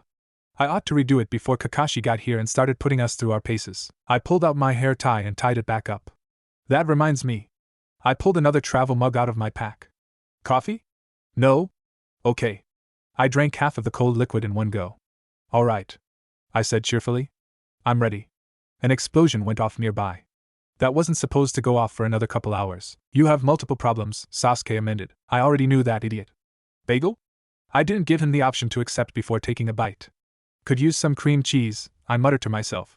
I know I brought some. I rummaged through my bag, confused as I found a cluster of kunai I could have sworn I put in one of my traps. Did I seriously put the cheese there? Oh well, that's why I brought the other peaches. You guys want some? Sensei told us not to eat, Naruto said, confused. Won't you get in trouble? Iwatha Thugeshin, I said with a mouthful of bagel. I popped a strawberry in for good measure. Swallowing, I continued, at least I'm pretty sure. I'm banking on him not being here for at least another 2 hours, and that reminds me. Naruto, could you send like 3 shadow clones to get hot coffee, cream cheese, a history textbook, and 4 pieces of cardboard? I could also use some chocolate, a yellow poppy, and a cup of coffee. It is very important that the poppy is yellow. You said coffee twice, Naruto frowned. Did I? Huh. Well, that ought to tell you how badly I need it. Did I actually need the coffee? The fact that I had a hard time detecting the separate beats of my heart said probably not. I survived college. I could survive a one-time caffeine overdose. Here's the money, just send off some clones, please. He blinked in surprise, glanced at Sasuke, and made the clones. They ran off like the devil himself was chasing them. Okay, now that that's taken care of, I muttered, twirling a lock of hair around my finger. What was I going to do? I stared blankly into space as Naruto whispered to Sasuke, she's kind of scaring me. Right. I screeched suddenly. I was going to wait. That's not going to work. You said that you've been setting up traps, right? Sasuke said after listening to me mumble to myself for a while. I jerked up and got in his face. He pulled back a little. Oh, don't mind me, I said, not blinking. I plucked a strand of hair from the duck butt and inspected it. What were you saying? Where did you place all of your traps? Not going to say. Naruto, I need a strand of your hair. Why not? Naruto demanded as Ducky. I giggled to myself as I thought that glared at me. Oh, because of my analysis of Sensei. He'll likely be too lazy to fight us himself, so I set the traps for you guys. Will these do? I wondered as I compared the hairs. And if he does fight us himself, then hopefully some of my traps will get him. And if they get us? Sasuke asked. Then there's a reason they taught us Kawarimi in the academy. Silly, I rolled my eyes. Just be faster than my traps, and good luck with that. Oh. The clones are back. Quickly tearing through the food, I absently watched the boys out of the corner of my eye. They were wary. On their guard because I had shown that I was a potential threat. But they weren't expecting that. A grin curved the corner of my mouth. This will be good. If I can just make sure that they have enough training during the Chunin exams. No. They'll not have enough training to deal with him. That won't happen for a long time. I was in a grim mood now. Great. Just focus on passing Kakashi's test and Oko. I left the 2 of them to reset a couple of timed traps, check the triggers on a few others, and set up the last 3. When I got back, they were both leaning against the wooden posts, ignoring each other. I stuck the poppy in my braid and brushed my bangs out of my face. Why did you want the history book, Inoko? The other blonde on the team asked. You'll see, I said slyly. I could have sworn I heard a soft eep come from him, but I ignored it. Time passed, and Sensei still didn't show up. Normally, I would have been using the opportunity to nap, but after all the coffee I had ingested, all I could do was bounce my leg at inhuman speeds while sitting on one of the posts. There was nothing else I could do. Triple-checking my traps would be futile. Best to meditate and practice my sensing a little while I could. Hey team, are humans supposed to be able to vibrate like that to bail? I don't think so. Oh, there he was. Morning everyone, Sensei said once he arrived, looking entirely too casual for being as late as he was. Should I have said something to the boys? Maybe. Was I way too deeply immersed in caffeine to say anything? Absolutely, this was going to be great. Ready for your first day? You're late. Naruto shouted in my ear. I jumped, my limbs finally finding the will to move. A black cat crossed my path. You see, he lied cheerfully. So I had to take the long way. The boys stared at him, clearly wondering if he actually thought we believed him. Well then, let's get started. He pulled an alarm clock out of his bag and placed it on one of the wooden posts. It's set to go off at noon, Sensei explained. Your assignment is to take these 2 bells away from me before then. Is negotiation an option? I asked. If there was one thing I had learned from hanging out with Shikamaru, it was to take the easy way out when possible. Smart lazy, my mother in a previous life once called it. Plus I wasn't sure how effective I'd be in a fight as hopped up as I was. Time had stopped existing a while back. No, he said flatly, then kept going in a normal voice. If you can't get them, then you won't get lunch. You'll be tied to one of those posts while I eat your bento in front of you. He pulled 3 bentos from his bag and holy frick on a stick, Were those deluxe Akimichi bento boxes? The stakes were real now, and nothing could be more important. Well, passing the test and actually becoming a genin was probably more important. But the bento was a close second. Naruto screeched in horror as Sasuke stared at Kakashi, clearly annoyed. Man, am I glad I disregarded that advice, I said cheerfully. I offered you guys some food, but you said no. Turning serious, I gave Sensei a flat stare. What's the catch, Sensei? Either you misplaced a bell, or you're trying to pit us all against each other. He laughed. You're right, you are smarter than you look. This way, at least one of you will be tied to the post, and ultimately disqualified for failing. That one goes back to the academy. He jingled the bells. Then again, he mused, all three of you could fail, and go back to the academy. You can use any weapon at your disposal, any jutsu you know. If you're not prepared to kill me, you won't get the bells. I see, I thought, hardening my expression. People hold back when they're not trying to kill. He's testing our abilities, and the only way to do that is if we actually are trying to kill him. Clever.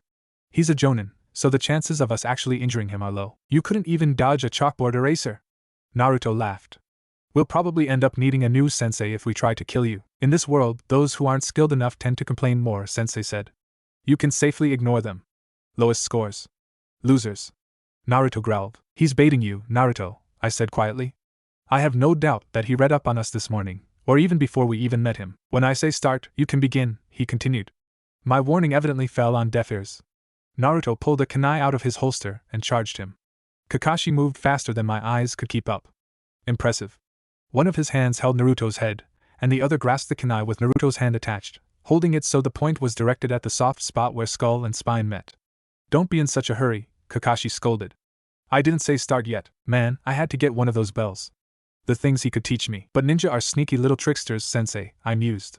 Shouldn't we attack before the enemy thinks we will? Perhaps. But not today. However, you came at me with the intent to kill, so how can I say this? Begin? I suggested. I'm actually starting to like you guys, Sensei said with a note of amusement. Get ready. I jumped off the post and settled into a stance. And start. Sasuke and I jumped away into the forest. First things first, find a hiding place that I haven't booby-trapped.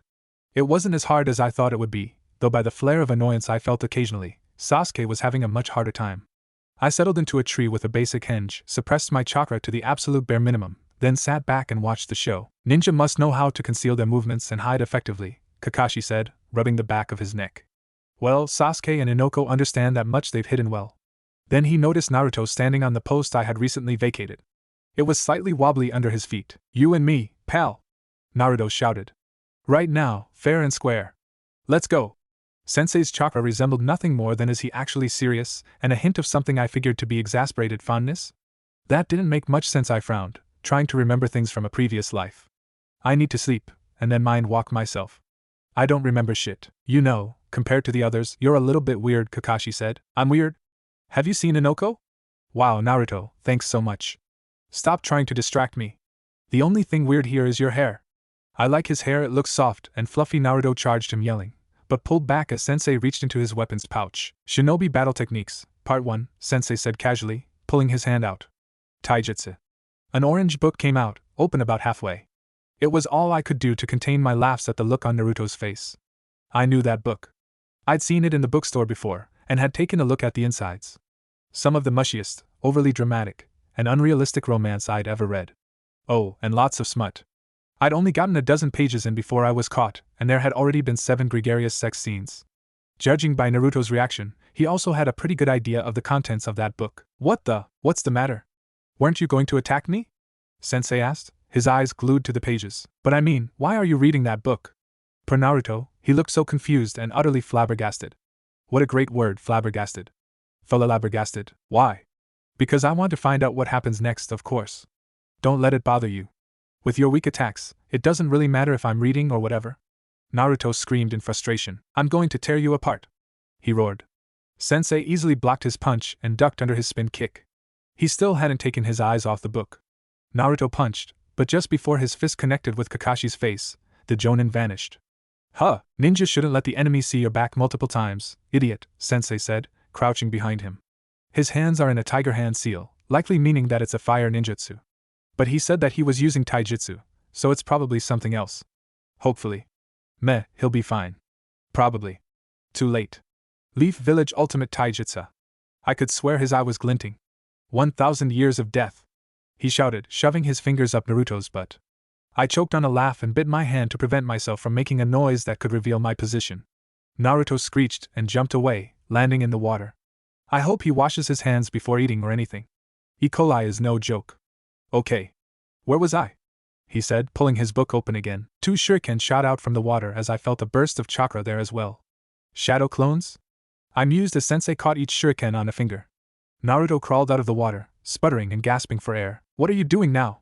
Sensei sighed. You're not going to get lunch if you don't get a bell. I know. Naruto snapped. You told us already. You look pretty wobbly for someone who's going to surpass the Hokage, he continued. I can't fight if I'm hungry, he shouted. I popped a strawberry in my mouth. Good thing I grabbed my supplies before I bolted. I just got a bit careless earlier. Man, I'm hungry, but I got to get a bell. I'll find the strength somehow. I'm going to pass this stupid test of yours, and I'm not going back to the academy. For the sake of the world, I sincerely hope not. I will become a ninja. Having said that, shadow clones burst out of the water and ran towards Kakashi. You were overconfident, Sensei. That's why you weren't ready for my favorite jutsu. Your clones may be solid, but you're still the worst student. You can't beat me with this jutsu. That's about when a Naruto grabbed him from behind. I could probably use the mind transfer jutsu right now, but there's a risk of hitting one of the clones, and I don't particularly feel like it right now, plus I have absolutely no idea what would happen to me if I did that. Why are they holding down his legs and not grabbing the bells?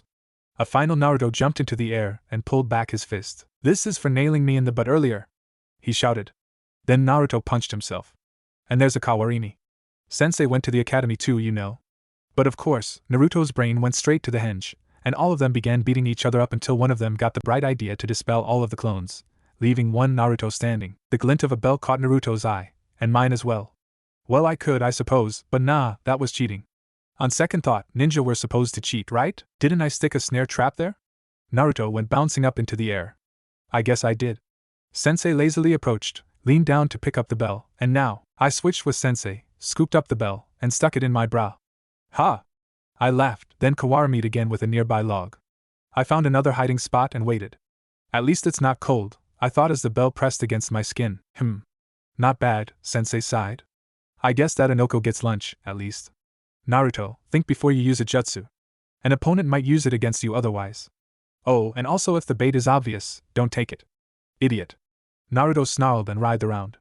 A ninja must see through deception. I get it, he howled. I'm telling you this because you don't get it. You think you get it, which is not the same as actually getting it. Your movements are wasteful. Won't you ever Lia-ak? Some of Sasuke's kunai and shuriken hit him. Oh dear. That looked painful. Ak. Sasuke, you killed him! Ak. Naruto screamed. I had felt the Kawarimi, though, so wasn't too alarmed. The joys of being reincarnated and being ultra-sensitive to chakra. Kakashi poofed into a burst of smoke and revealed itself to be nothing more than a log. Sasuke began to move. I closed my eyes and focused on the various chakras around me. Sensei was a decent distance away, thankfully. He was also hiding his chakra, but hardly at all. Underestimating me, Sensei? Well, I should probably cut Naruto down and then find Sasuke. I stood at the base of the tree and watched him hang for a few moments. He scowled at me. Please don't get caught in such an obvious trap again, Naruto, I sighed before throwing the kunai. He landed on his head pretty hard. Oof, that had to hurt. Naruto, if you help me defeat Sensei, I'll share my bento with you. Sound good? His stomach growled in response as he stared sullenly at the ground by my feet. I'll take that as a yes. You find Sensei or better, hold our lunch hostage, and I'll find Sasuke. Right, he said, cheering up almost instantly. Thanks for the help, Inoko, I owe you one. I closed my eyes as he ran off, and focused on Sasuke's chakra. There. I took off, keeping Sensei and Sasuke in my mental radar and wait. Why were there 2 senseis? Shit. I steered clear of the clone directly in my path, and kept going. Not dealing with that right now, no thanks. I stopped behind some bushes when he appeared in my line of vision. He didn't notice me. Narrowing my eyes, I focused on his chakra. Just standing there is a bit obvious, so only to discover that it was a normal clone. And now I had lost track of where Sensei was. Inoko. Behind you. Frick on a stick! I shouted, lashing out with a kunai. He vanished, and chakra coated my senses, dulling my reaction. No. Not again. Not again. A memory of when I was a baby forced its way up and I was drowning in burning red chakra, scared and helpless, and oh god, where was I? Why was I so small? Oh please god, no no no. Kai! I snarled, slamming my hands together. Screw you, Sensei! I shouted. I hate genjutsu. They massively messed with my head. The first time I had any sort of genjutsu put on me, I'd had a nasty panic attack. That was not fun. At all. At least my cousins learned to leave me out of their genjutsu pranks after that. I could sense Sensei now, and his chakra was the equivalent of my wet face. Where is that obnoxious duck boy? I wondered, making my way over. It took me a while to track him down, due to the repeated genjutsu that Sensei's clone kept hitting me with. They were steadily more and more subtle and complex, and it was taking me a little bit longer each time to shake them off. I was feeling particularly murderous by the time I arrived at the clearing where I could feel Sasuke's chakra, and there went my bad mood. Honestly, this was pure gold. Where is he? I thought out loud. I know he's around here somewhere. I could feel him getting steadily more annoyed. Worth it, Inoko, he finally said. I looked down to see him buried up to his neck in the ground. Pfft. Upon actually seeing him, I just couldn't contain myself. It was one thing to have it roughly in my senses, and quite another to actually see it. By the time I had my laughter under control, at least 5 minutes had passed. Looks like someone got caught by the headhunter jutsu, I teased, crouching in front of him. I smirked. Rookie mistake, duck butt. Get me out of here. He snarled. Not until you say please. Sasuke kept glaring, then looked away. I continued to smirk at him. I could honestly wait all day. Well, at least until noon. Please get me out of here, he muttered. Of course, I bowed gallantly, then used an earth jutsu to pull him out. It wasn't too hard now that there was already chakra in the ground. Now, duck butt, what is your oh so brilliant mind telling you? I've got to get a bell before lunch, he muttered, ignoring me. That doesn't leave much time. Then he glanced at my chest. I'd be offended if it weren't for the fact that I knew he was looking at the bell. If you're planning on reaching down my bra, you've got another thing coming, tch. Like I need your bell. A while ago, I touched the remaining bell. I can take it the next time. Unlike you, I'm strong enough to take the bell. I shrugged. I'm a lazy person by nature, Sasuke. I take what I can get when I can get it. If you aren't willing to do that, then maybe you should just give up and try again next year. Sasuke glared at me, but something about it was different. I met his gaze, blinking slowly. He looked away and I felt his chakra darkening. Cue dramatic wind. I'm the only one who can kill that man, he whispered. It sounded like he was trying to convince himself as well. I am an avenger. That means I must be stronger than my prey. I need this training. There's no time for setbacks. While I'm sure that's true, the timer is going to go off any minute now, so you might want to work on getting that bell, I drawled, shoving my hands in my pockets and walking past him. The ringing of the alarm centered me. Well, what do you know? There it is.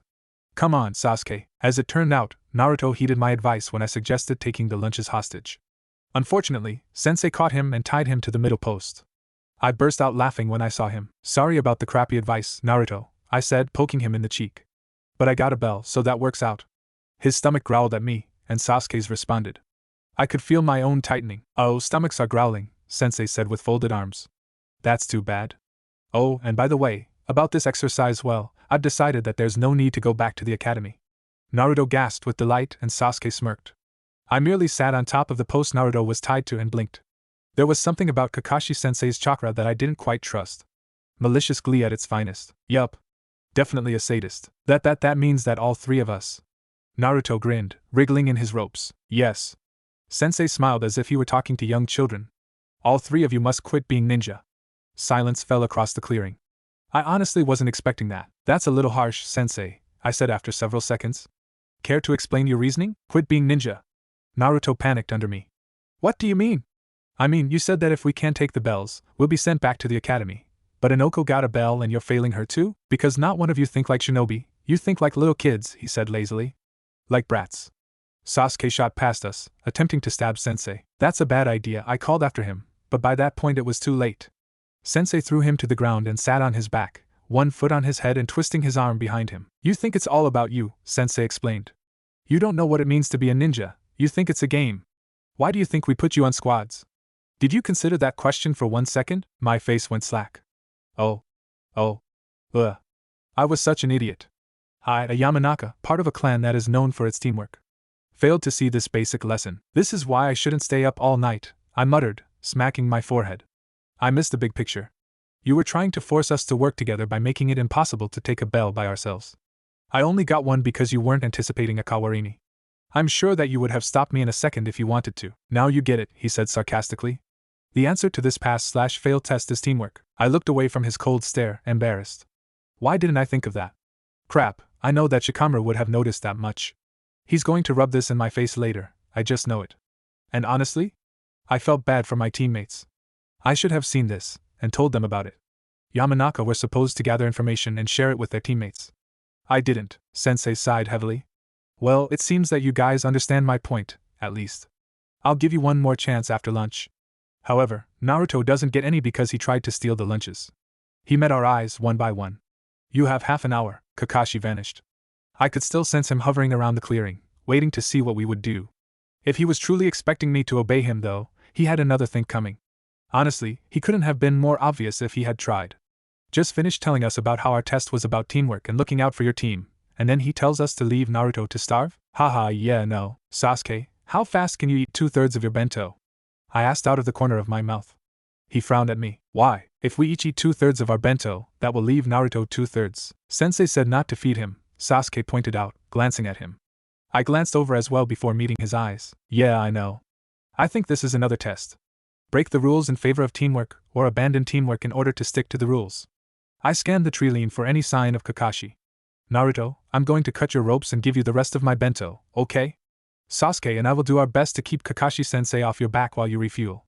I know all those clones must have taken a lot out of you, and you haven't eaten since last night. I glanced at them, barely waiting for their nods. What if this is a trap? Sasuke asked, shoveling his portion in his mouth. Then we all go out fighting. Together. Like shinobi. Naruto was grinning from ear to ear, and I knew that even if I had damned us, I wouldn't regret my choice. I would be a proper Yamanaka for my team. I would uphold the tenets the three gave us so long ago. Are you guys ready? I murmured, touching the handle of a kunai. Hell yeah! Naruto shouted. Sasuke and I both glared at him as he visibly cringed. Sorry, now I hissed, slicing his ropes. Naruto had barely taken the bento from me when Sensei dropped in front of us with a smoke bomb for added effect. What do you think you're doing? He said with sickening sweetness, a small dose of killing intent in the air. Naruto, scram! I shouted, not taking my eyes off Sensei for a second. I slapped a spare exploding tag on the ground, channeling a bit of chakra into it through my finger. I yanked Sasuke out of the blast radius, and then signed for him to attack. The smoke cover was probably the best chance we had to give Naruto a chance to escape, refuel, and rejoin us. Sasuke dove forward first, starting with a pair of kunai and following it up with a honestly rather impressive fire jutsu. I doubted Sensei was expecting a technical second explosion after the first, and that ought to give us an advantage, however slight. I pulled one of my favorite vials out of my pocket. Eat this, Sensei! I shouted, and threw it at his feet. I heard him curse before he jumped away from the sizzling and smoking liquid. It didn't react well to oxygen, and tended to eat through most organic materials. A wind jutsu dissipated the rest of the smoke, and man, Sensei did not look happy. Sasuke was right beside me, shirt smoking and him holding out a kunai between us and Sensei. As if that would stop him from killing us in a heartbeat. I grabbed his sleeve and cut it off. Thankfully he didn't stop me, barely even looked at me.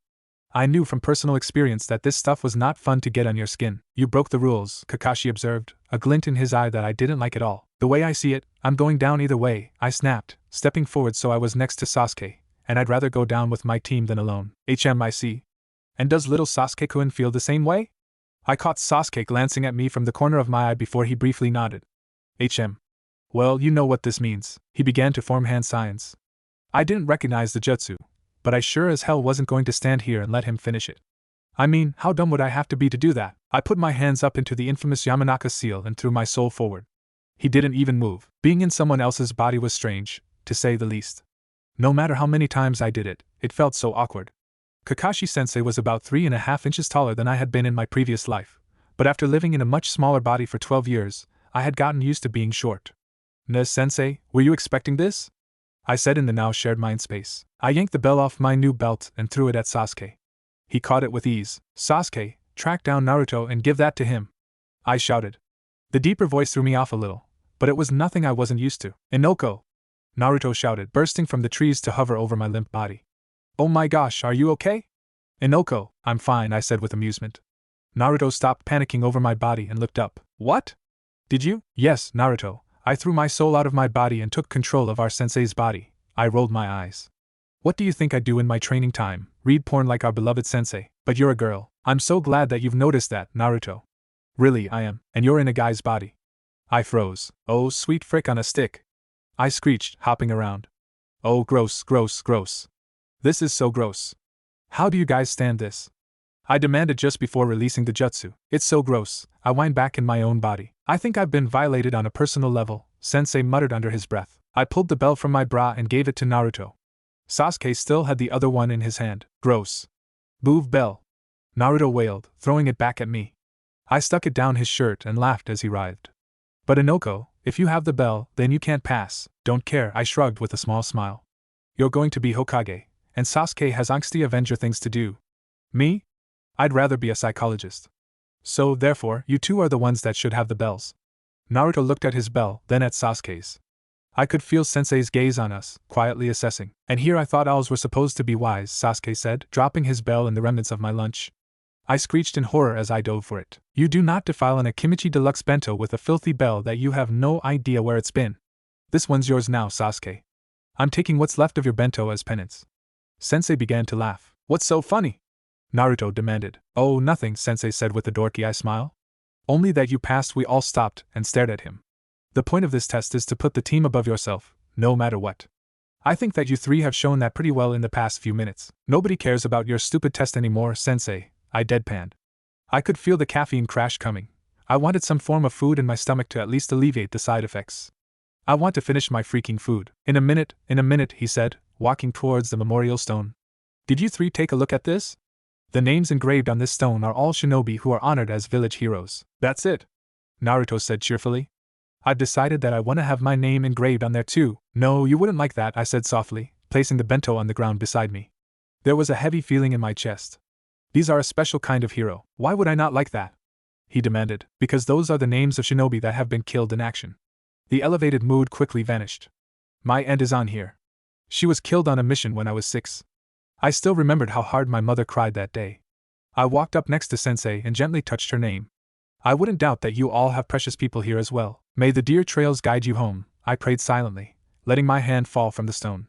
May your spirit run with the boars, and may you rest amongst the butterflies. This is a memorial stone, Sensei agreed. The names of my closest friends are on here. People die on missions because their teammates didn't try hard enough. Because they didn't work together. Let this be a lesson to you. Those who break the rules are trash, but those who abandon their friends are even worse trash. Wise words, I hummed before looking up at Kakashi. Well, Sensei? What now? Well, you all pass, he said cheerfully. Squad 7 starts its first mission day after tomorrow. Sounds good to me, I shrugged, picking up my pack. As Naruto sang out his victory to the world, I gently poked Sensei. He looked down at me. I offered him another vial, different than the one I'd thrown at him earlier. Here. This should help with the chemical burns. Believe me, you don't want to leave that untreated any longer than you absolutely have to. I hesitated, glancing at the boys. I don't know who you lost, but I don't think that will go the same way. I gave him a flat look. That was then, and this is now. Leave the past in the past. Try to remember that. Well, it's a start on repairing the utter mess that is Hatake Kakashi, I thought, feeling his gaze bore into my back. Too much? Maybe. But he'll learn soon enough that I'm not your average kid. I chose roughly that moment to crash from sleep deprivation.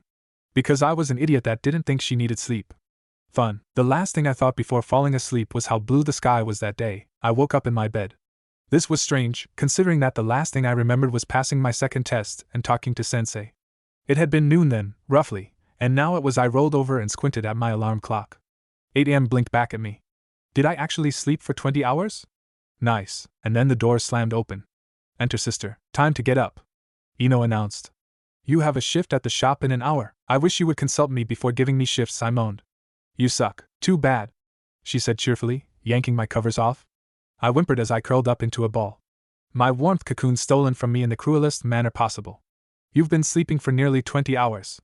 Get up and be productive. Will stabbing your face off be productive? Because that's the only reason I'll be getting out of bed in the next few minutes. Despite my death threats, Ino got me out of bed, dragged me, really, kicking and complaining the entire time, and in the shower in about 10 minutes. They don't even faze her anymore, I sulked, basking in the hot water. Glorious. I need to figure out a way to make her leave me alone. We're having a girls' day out after your shift is done, Ino informed me as she dragged me to the flower shop, me groaning all the way. We'll go get lunch, and talk about our teammates, and then don't forget that your flowers need weeding. I know, I growled. Talk about our teammates, my rear end, you just want to know what Sasuke did. I paused in front of the flower shop, sighing heavily. You know me so well, she grinned. I'll see you later. Ino blew me a kiss and waved as she ran off. Despite my annoyance, I was glad that my twin was a morning person. She got me places on time. The day was rather slow, with mostly guys buying their crushes/sweethearts some flowers. I mostly watered the plants, repotted some of the root-bound plants, and worked on some orders. The big one I focused on the most was a civilian wedding order. The Yamanaka flower shop was a bit more expensive than the other ones in the village, but we were guaranteed quality and freshness. I was rather proud of that, to be honest. I was pulling together some flowers for an arrangement when Shikamaru decided to swing by to talk. I'm surprised that you lasted with Naruto and Sasuke on your team, he said, leaning against the counter as I began to pull it together. You always preferred to be on the down low. I was hiding or walking for most of the test. I shrugged. It wasn't too bad. Aside from being really hyped up on caffeine. That kind of sucked. It sounds troublesome to me, Shikamaru sighed, draping himself over the counter. I reached over and offhandedly pat his head. It was pretty annoying, I agreed, going back to the arrangement. I pushed some baby's breath aside and after a moment of thought placed a fully blooming hydrangea in the center. I guess that my career in psychiatry will have to wait. Why do you always say that you'd rather be a psychologist? He asked after a comfortable silence. He lifted his head from the counter. As long as I've known you, you wanted to be someone important, someone powerful. I guess I prefer for people to not take me seriously, I said after a couple moments of thinking. I began to place sea lavender and snapdragons intermittently among the baby's breath. It's easier, not carrying the weight of their expectations. The clan, the village, all of them. I'm not the heir, but they still expect me to excel at everything, even though they never wanted me around in the first place. I adjusted some flowers. It was still missing something. After a moment of distracted thought, I reached over and grabbed a bunch of honey bracelet, shaping the stems to give the arrangement more grace. It's easier on Ino, too, if I do my own thing. People think that she's better, and I'm not to be bothered with. You look down on yourself too much, Shikamaru said. You're very talented when you apply yourself. He stared at me. You can profile people and find their triggers after knowing them for less than an hour. You see things that other people don't, and use that to your advantage. I don't know about you, but I'm glad that you're a nice person, because you have the potential to be very scary. He glanced away, Chakra feeling kind of embarrassed. I don't think you're bad luck, he muttered. I laughed. Thanks. I'm glad my best friend doesn't think I'm bad luck. He snorted and pushed away from the counter. I need to go. Have fun with an empty shop. I gave him a look and contemplated giving him the finger. Stupid Nara, I muttered, tying up the arrangement and placing it in a vase. The last couple hours went by slowly, making me wish that I brought a book. I had never been more happy to see Ino pop in the doorway. Clock out now, sis, because it's time to have some fun. We're getting food, right? She sighed heavily. Yes, Choji. We're getting food. How are you not the size of a cow already, with as much as you eat? It's because I'm special, I teased, hooking arms with her. Plus I actually do burn a crap ton of calories, despite how much I like sleeping. Har har. Joking aside, I really did enjoy these hanging out times with Ino. She helped me relax whenever I was stressing too much about the future, and made sure that I didn't forget to do my assignments. My memory had never been the greatest, in this life or the previous one. Stop thinking so much, Ino poked me in the side. Which one are you going to get? I don't know, I sighed heavily.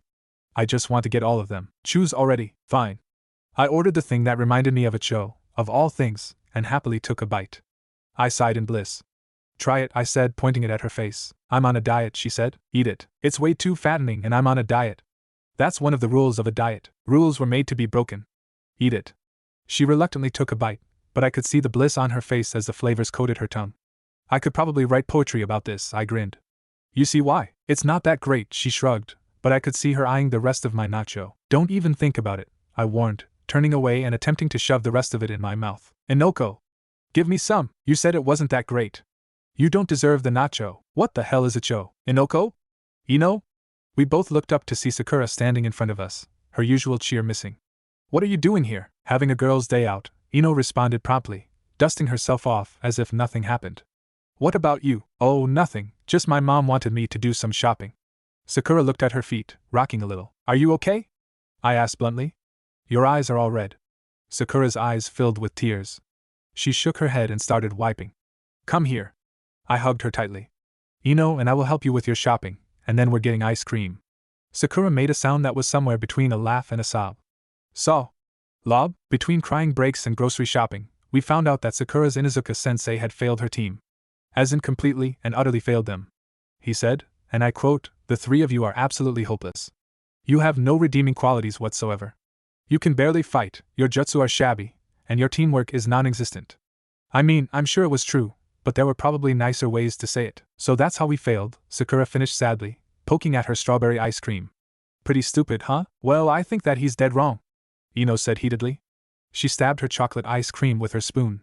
He's just a dumb jonin who can't see that you alone are enough to carry that team. I took a bite of my own ice cream, which was a mixture of green tea, chocolate, and vanilla. And hot fudge sauce. Because reasons. Nah, she's got a point. Which one of us? Both of you, I said, taking a bite. It was, in hindsight, the wrong thing to say at the moment. Sakura started crying again, and Ino glared at me as she comforted her. That was not what I meant to say. I apologize, Sakura. I'm an idiot who still doesn't know how to speak properly after 12 years of being alive. She giggled a little at my deadpan apology. Now I vote that we go crash at Choji's house and eat some more. Ino, if I hear one word about your diet, I will stab your spleen out with this spoon. I pointed my spoon at her for good emphasis. There are these things called cheat days, and by the time you see Sasuke next, you will have recovered from it. Sakura laughed again, a real one this time. I nudged her gently as Ino paid. For what it's worth, I took a peek at the academy scores the other day, and I beat you by a half point. If you had gotten one more point, we would be in very different positions. She smiled at me, and I could feel that we were all good. The guilty feeling in my gut eased a little. A little white lie never hurt anyone. Choji opened the door when I knocked. I was not surprised by the fact that he had a bag of chips in his hand. He glanced at Ino and Sakura behind me, then back at me. What's up, Inoko? We need food, I announced. You're the man to hit up when I need lots of junk food. Okay, he said slowly. Why do you need our pantry? Sakura failed her test, so we're eating our feelings. We'd go to my house, but because someone refuses to have junk food in the house because she's on a diet, we don't have any decent food to eat our feelings with. Okay. He was used to my weird explanations after some 7 years of friendship. Shika was too. Sakura was friends with the boys, due to multiple interactions by being friends with me, but wasn't as close as I was. We were all laughing soon enough, and Sakura seemed somewhat happier than she had been earlier. We walked her home afterwards, and I was proud of the fact that Ino hadn't mentioned her forehead once.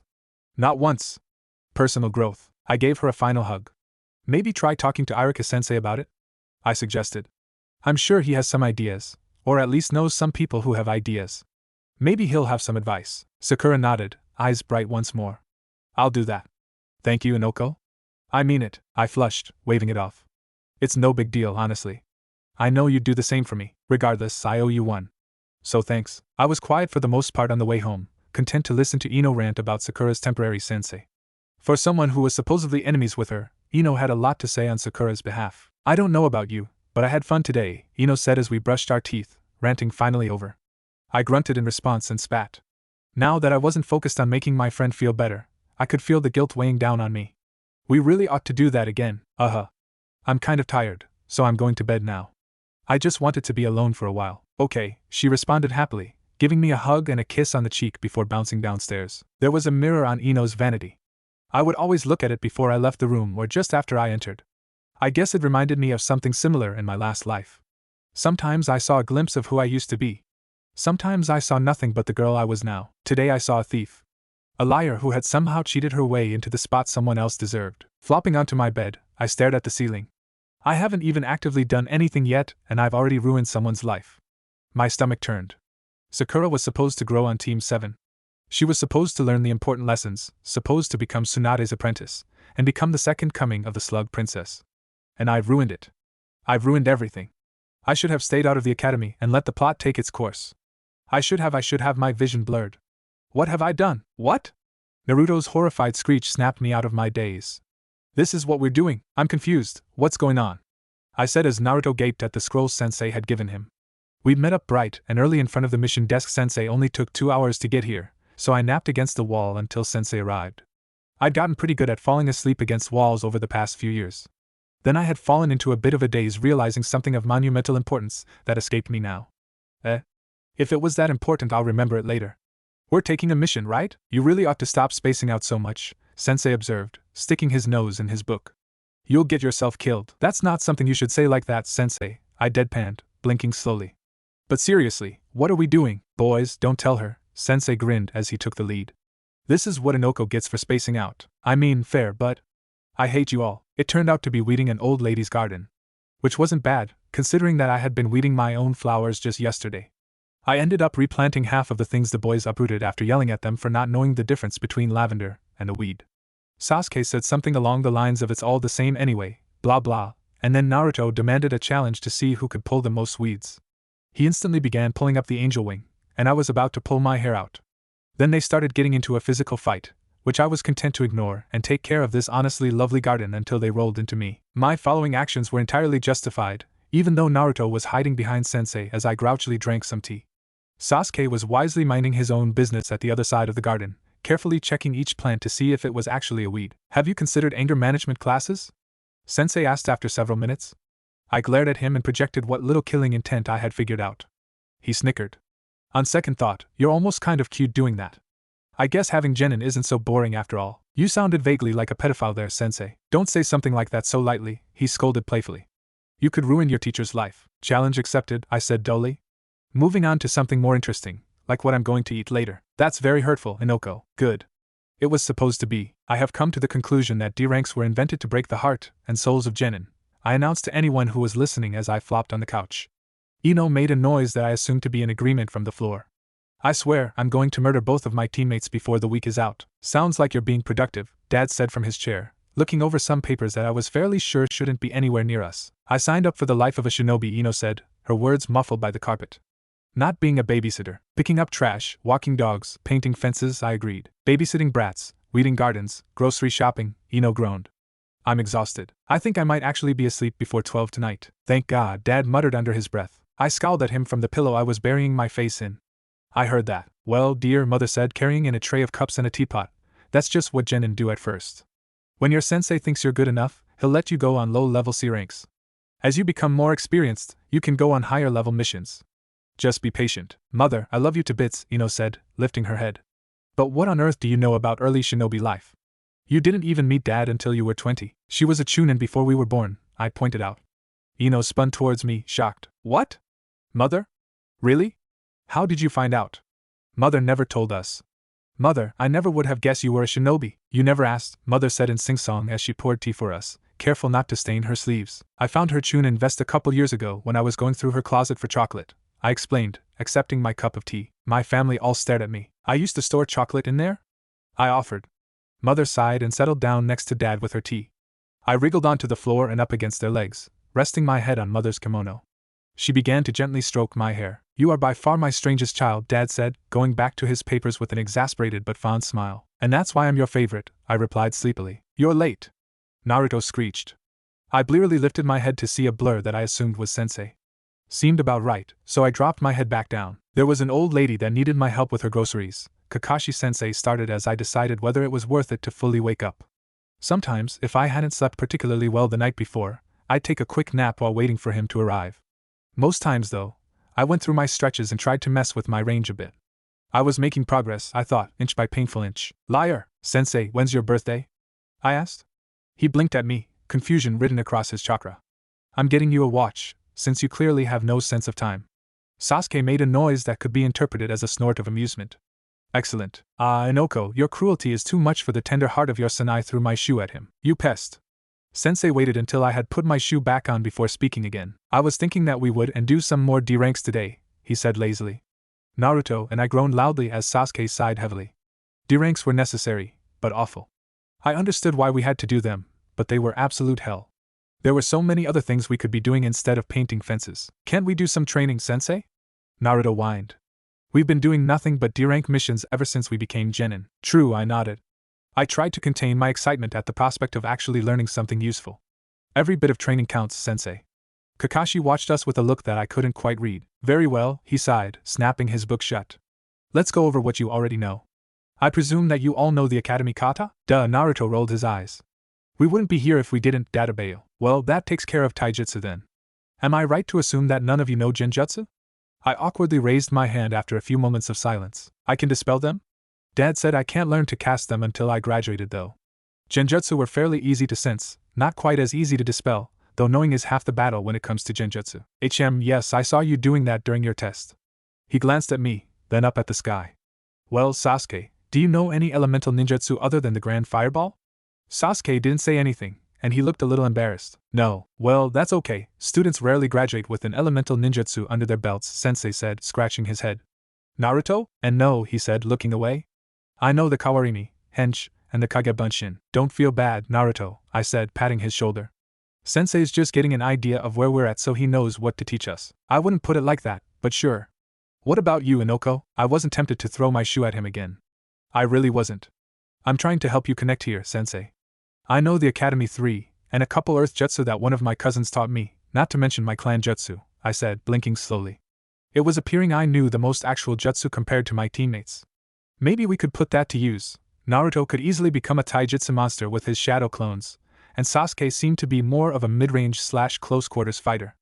I could provide backup with my own jutsu from long to mid-range distances. Whoa, really? Naruto gasped.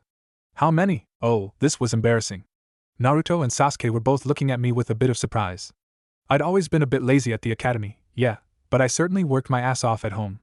I nervously scratched the back of my neck and said 3. I've been working on them for a few months, and I'm just okay at them. Naruto's eyes became huge. Wow. And Sasuke only knows the one, tch. Like you have room to talk. There was a trace of annoyance in his voice and his ears were turning red. He was giving me a strange look, as if I was the one to surpass. Well, shit. We couldn't have that. That was bad. In a lot of ways, he was an Avenger who had to be the best. And here I was with more jutsu under my belt than him. Sure, he could destroy me when it came to an actual fight, but if I had the distance advantage and could keep it, I had more than a decent chance of winning. Trap him partially in a headhunter jutsu, and while he was trying to get free, zap him with the mind transfer. Though what I do after that is less certain. Give him over to Naruto to tie up. What did you say? You don't know any elemental jutsu. Yeah. So what? I know the Kage Bunshin, and Irika-sensei says that it's a really high-level jutsu. Oh great, they were fighting, all up in each other's face and ready to throw the first punch. Internally groaning, I looked at Sensei, hoping he'd end the fight. He seemed just as unsure as I felt, and ended up pulling out his book again. Really? Both of you shut up! I shouted, hitting them both upside the head. Naruto was used to me lightly hitting him as a reminder warning thing when he was being particularly loud and or obnoxious, but Sasuke looked at me like I had just murdered a puppy in front of him. Not sure why, it wasn't exactly the first time I've hit him. Naruto, I said, turning away from the whipped puppy look, don't rub things in Sasuke's face. No one likes that, and people with bigger egos hate it even more. I know more jutsu than Sasuke because my cousin is determined to make me worthy of being the daughter of a clan head.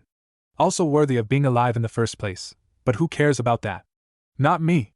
Definitely not me. I also have a lot more time on my hands because I'm an insomniac. I gave him a flat stare until he squirmed and looked away. And you, Sasuke? I spoke with the finality of a ruler handing out an execution. Reign in your imagination. I sighed and softened my expression and words a little. Be kinder to others. Don't rub in their shortcomings, and pull them up instead. That's why we're on a team. I poked him in the cheek. He drew away and swatted at my hand, glaring at me. So that's how it was going to be. Shame that I could outglare him any day of the week. I clenched my jaw. Fine. We could do this the hard way, if that was what he wanted. So you were at the top of our class. Big freaking whoop. We're not in the academy anymore. We graduated. This is the real world. So leave behind your petty grudges, I finished, poking him in the chest roughly and staring into his eyes. And get over yourself. Both of them had huge eyes as they watched me stretch and turn to Sensei. I internally groaned. I probably should have waited to lecture them until we were all closer, but they were driving me nuts. Maybe it's for the best. Sensei, I said sweetly while glaring at him. He responded while flipping a page. He's not even looking at me. My eye twitched just before I jumped on his back and put him in a mock chokehold. To my surprise, he actually let me. You're the adult here, not me. I shouted as he tumbled forward. Okay, definitely just humoring me. I take it as progress. You should be dealing with the little monsters, not me. Hey! They shouted together. I jabbed a finger at them. Teamwork, mother duckers. Do you speak it? What? Ai, Inoko-sama, and you, Sensei. I have more important things to be doing than breaking up their fights all the to. My hand brushed the silver mop on his head. I paused my rant before gently patting it. You have really nice hair, Sensei. Really soft. You're going to get me in trouble. Like. Big trouble. Nothing really got done that day. The next day, though, things got serious. Sensei clapped his hands and I smiled at us. Alright, ducklings, let's get started today, shall we? Sasuke bristled at the nickname. I just cackled. What an amazing nickname for us. Sensei eyed my thermos. It took me a moment to realize what he was probably thinking. I clutched it to my chest. It's green tea. I yelped. Green tea with some honey and lemon and ginger because I have some sinus drainage. That's it. He looked at me for a moment longer before nodding. I sighed in relief. If he took my precious tea from me, I thought I might cry. My throat hurt, and I needed my tea. Delicious, precious tea. Naruto, my main focus for you today will be your taijutsu, Sensei finally explained, finally getting serious. It's barely acceptable for a genin. Barely. I want to get your taijutsu up to my satisfaction before we take any serious missions. Maybe my words at the memorial stone had some effect. Inoko, I'm going to give you a genjutsu to learn. Every shinobi should have at least one genjutsu under their belt before they go out on their own. I nodded. Made sense. Sensei handed me a scroll. I was too engrossed in it to really listen to what he was telling Sasuke. Something about teamwork and attacking Sensei. I ended up sitting under the shade of a tree while Sensei made a clone to work with Naruto. The real Sensei had stolen a couple of Naruto's clones, and now Sasuke was fighting alongside them against Sensei. Interesting. Whatever, I had something far more interesting. Overall, it seemed pretty simple. It basically dampened all sound around the target. They couldn't hear anything, and nothing around them could be heard. I glanced up at Sasuke. No, it would be rude. It would be really funny though. Learn the genjutsu before you prank people with it, girl. There were 10 hand seals to complete the genjutsu. I made sure to carefully run through them several times before imbibing them with any chakra. Like with any jutsu, I had to get used to the signs before I even began to introduce chakra into the mix. Yeah, I had learned that lesson the hard way. Kosho hadn't stopped laughing at me for a solid 20 minutes. Once I was sure I had the hand seals down, I went back to the scroll. Genjutsu tended to mess with the brain, and if I knew one thing then I knew that you didn't mess with the brain lightly. That was just begging for trouble. I decided to put off the whole pranking thing for now. Eventually, just not now. I'd honestly rather do this under sensei or dad's supervision. I grinned as a thought occurred to me. I couldn't use this jutsu for a prank, but there was one that I certainly could use. Plus I'd be finally getting revenge on that stupid birch tree. After all, revenge was best served cold. Or hot, in this case. I was still giggling as I watched Sensei put out the last of the fires. Did it get a little bit out of hand? Yes. Was it worth it? Also yes. Inoko terrifies me sometimes, Naruto confided to Sasuke. Sasuke said, but this was more of an agreement sound, so I thought it all worked out pretty well. I'm confiscating all of your explosives. All of them? Yes. Damn. Amaterasu, save us. Where did she get those? I have no idea. Inoko. Give those to me right now. Die, birch scum. 624's Naruto is making good progress with his taijutsu. He's also learning to not jump into combat at the first opportunity, and actually think first. Sasuke is slowly and very begrudgingly learning the value of teamwork. It frustrates him to no end most of the time, but I truly think he's beginning to take it to heart. Someone won't stop giving Inoko explosives. I don't know where she's getting them and it scares me. She's getting creative with them too. Either someone is giving them to her, or Okami forbid, she's making them herself. Okami save us all, she's making them herself? Dad looked up from a letter and gave me an unamused look.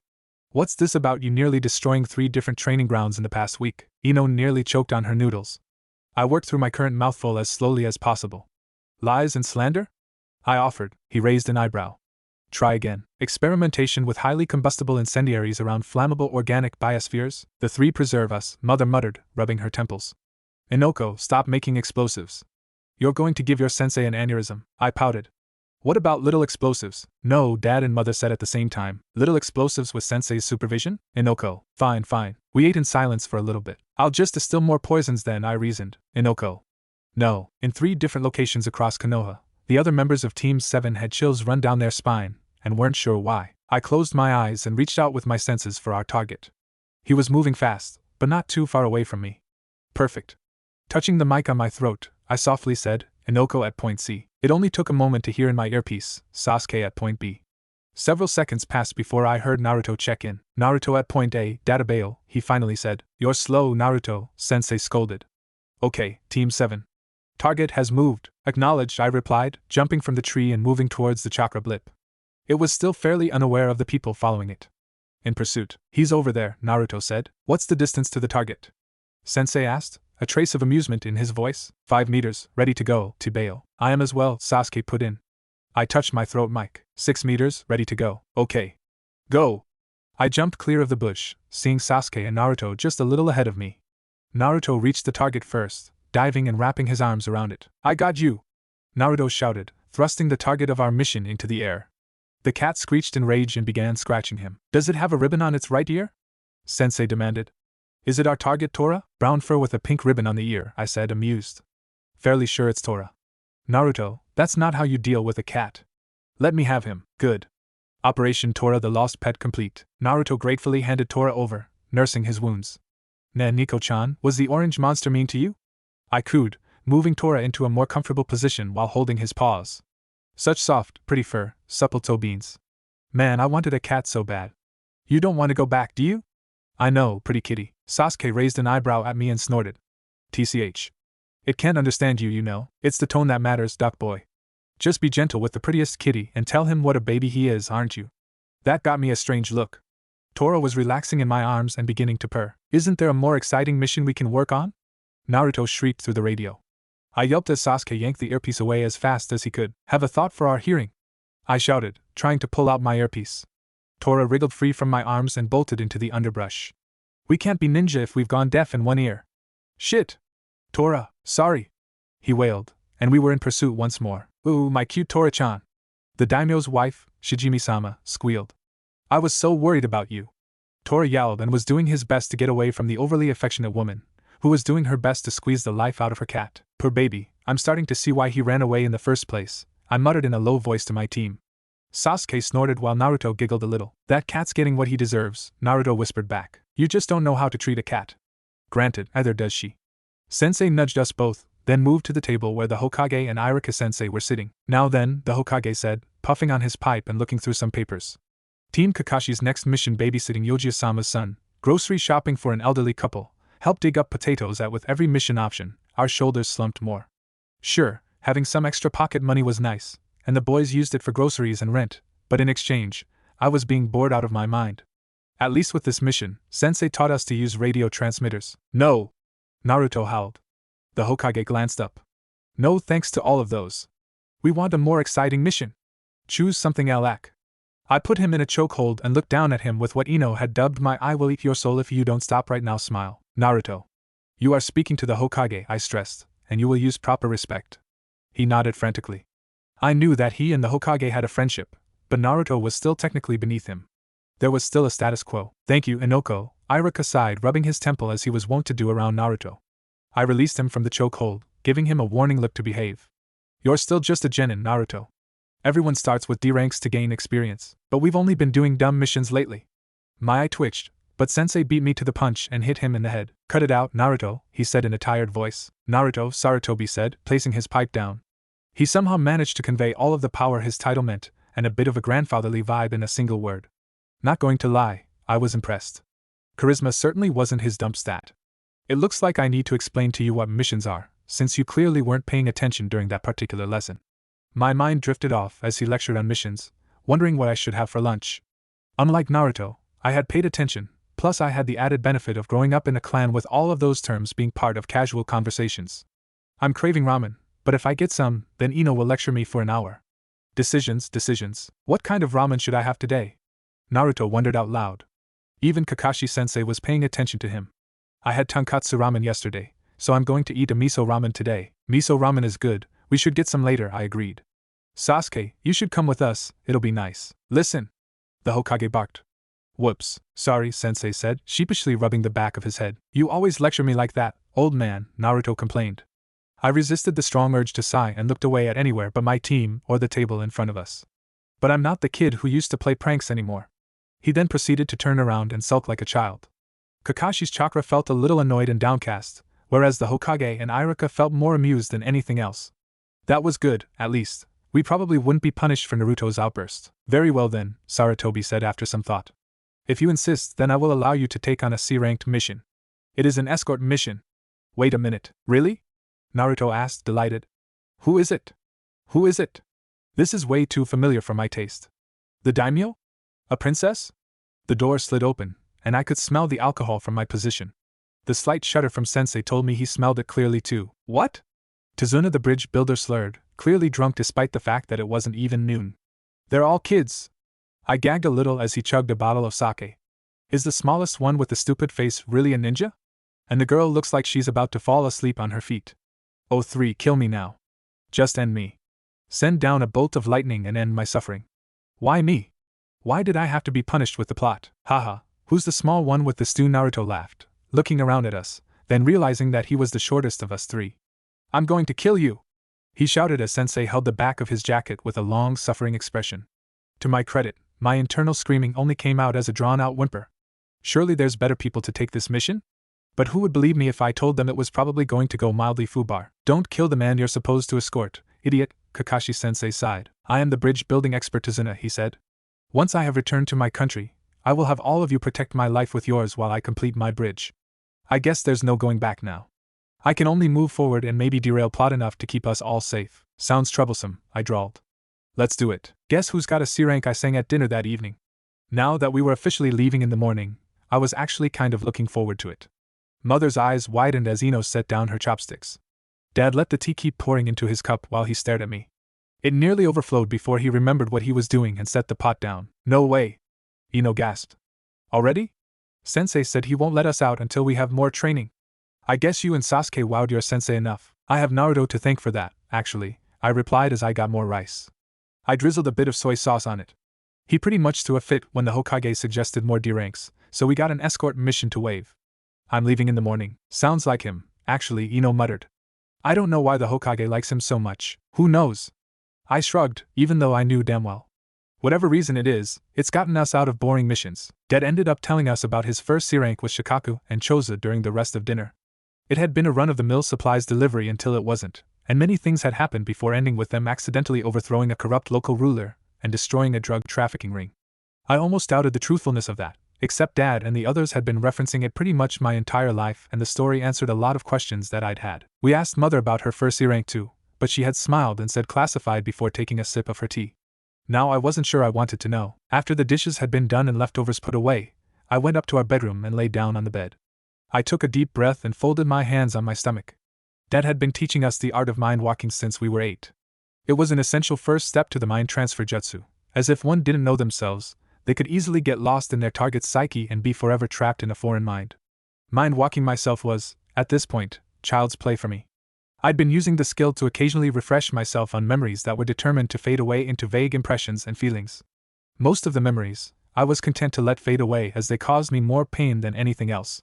Certain memories, though, needed to be kept safe. At least for now. I took a deep breath and slowly exhaled, focusing my chakra with a hand seal. I didn't need much, just a push to move my consciousness. Breathe in. Breathe out. When I opened my eyes again, I was in a corridor, staring at the ceiling. I sat up, shaking myself free of the vines trying to wrap around my body. I surveyed the clearly neglected corridor with disdain. Ceiling tiles had fallen to the ground, exposing wiring and leaking pipes. Dirty puddles were scattered around the floor. Plants grew in through cracks in the walls, the floor, the ceiling. A hashirama tree was pushing through the ceiling. Music faintly drifted through the hall on a breath of wind. Long time no see, I said, pulling myself to my feet with a vine. The human mind is a very complex thing, and the way a person perceives the world determines how their mindscape is set up. My sister's mind was our clan compound, constantly stuck at an hour after dawn, and completely abandoned.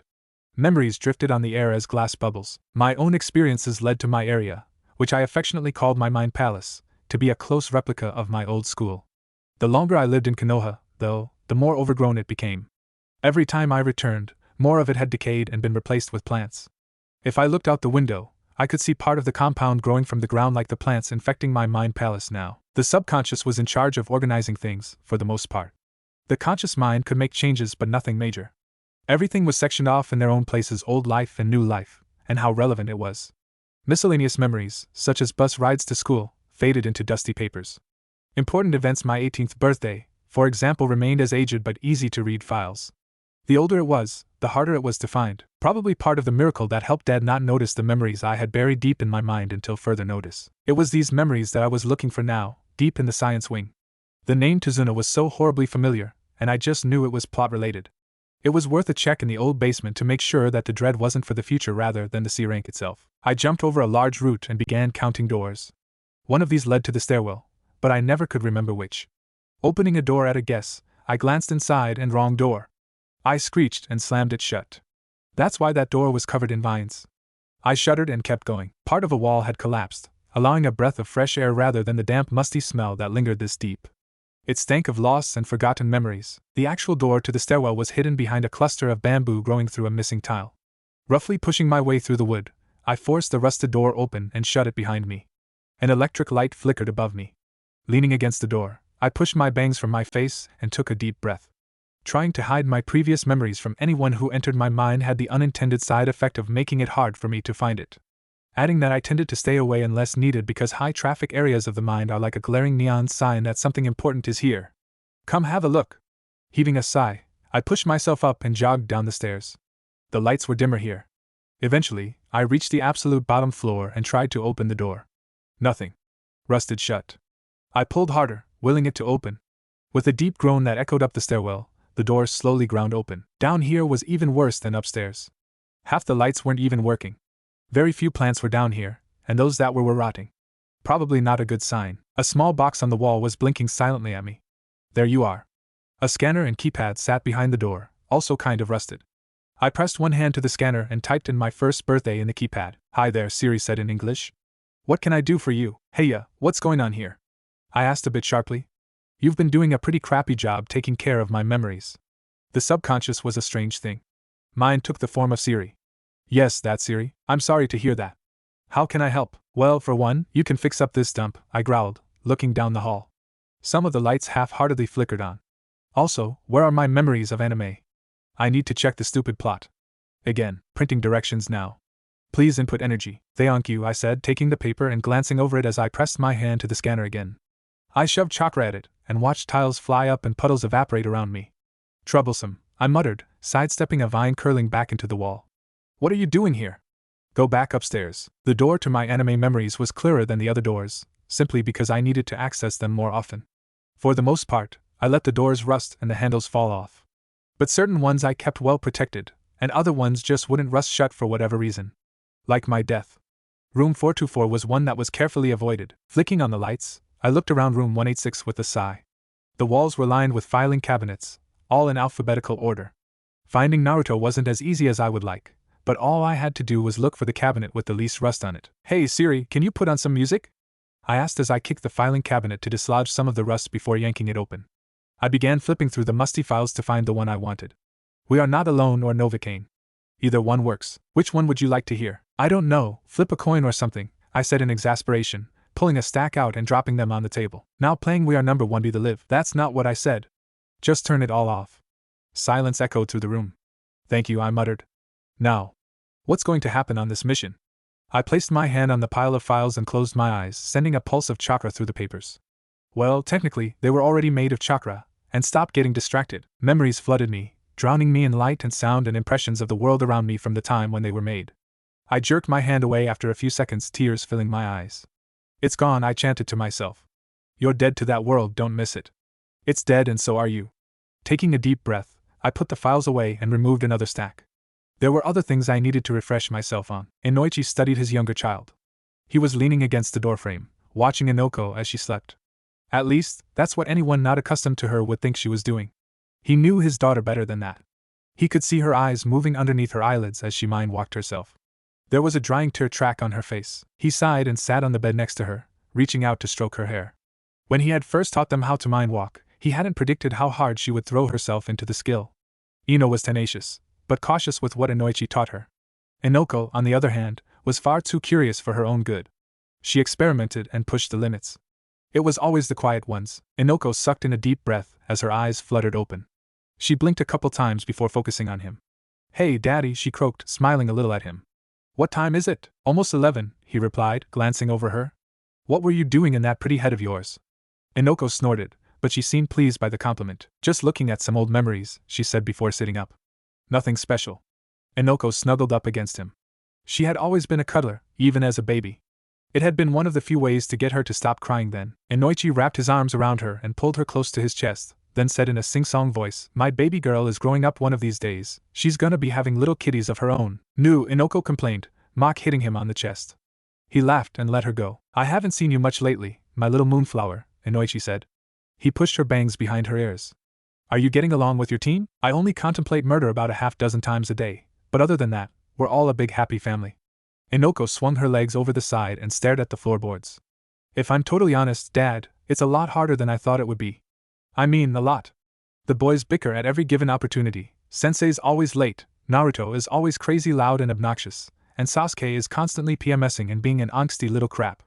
And tomorrow, I'm leaving on my first C rank, which I know for a fact is going to go to hell. She ran a hand over her face. Just the usual teenage stuff.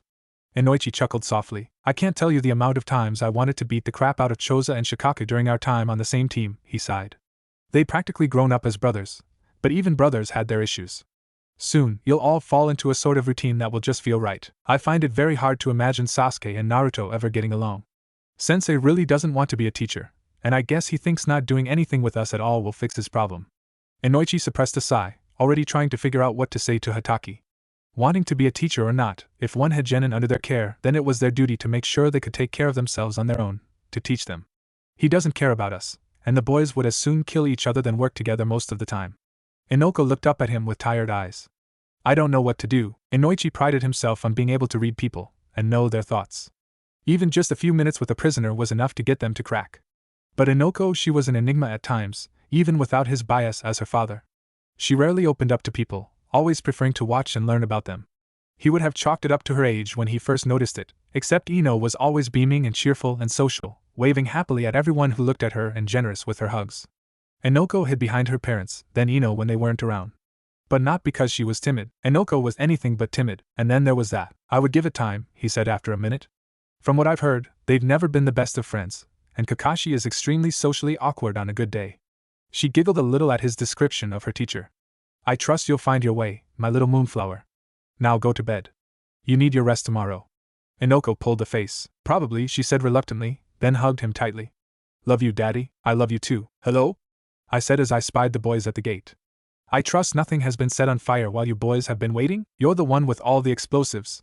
Naruto shouted as he pointed an accusing finger at me. I gave him a wide eyes and innocent look. It usually made dads will waver long enough for me to escape a scolding for whatever stunt I had pulled. Me? Use explosives? I would never.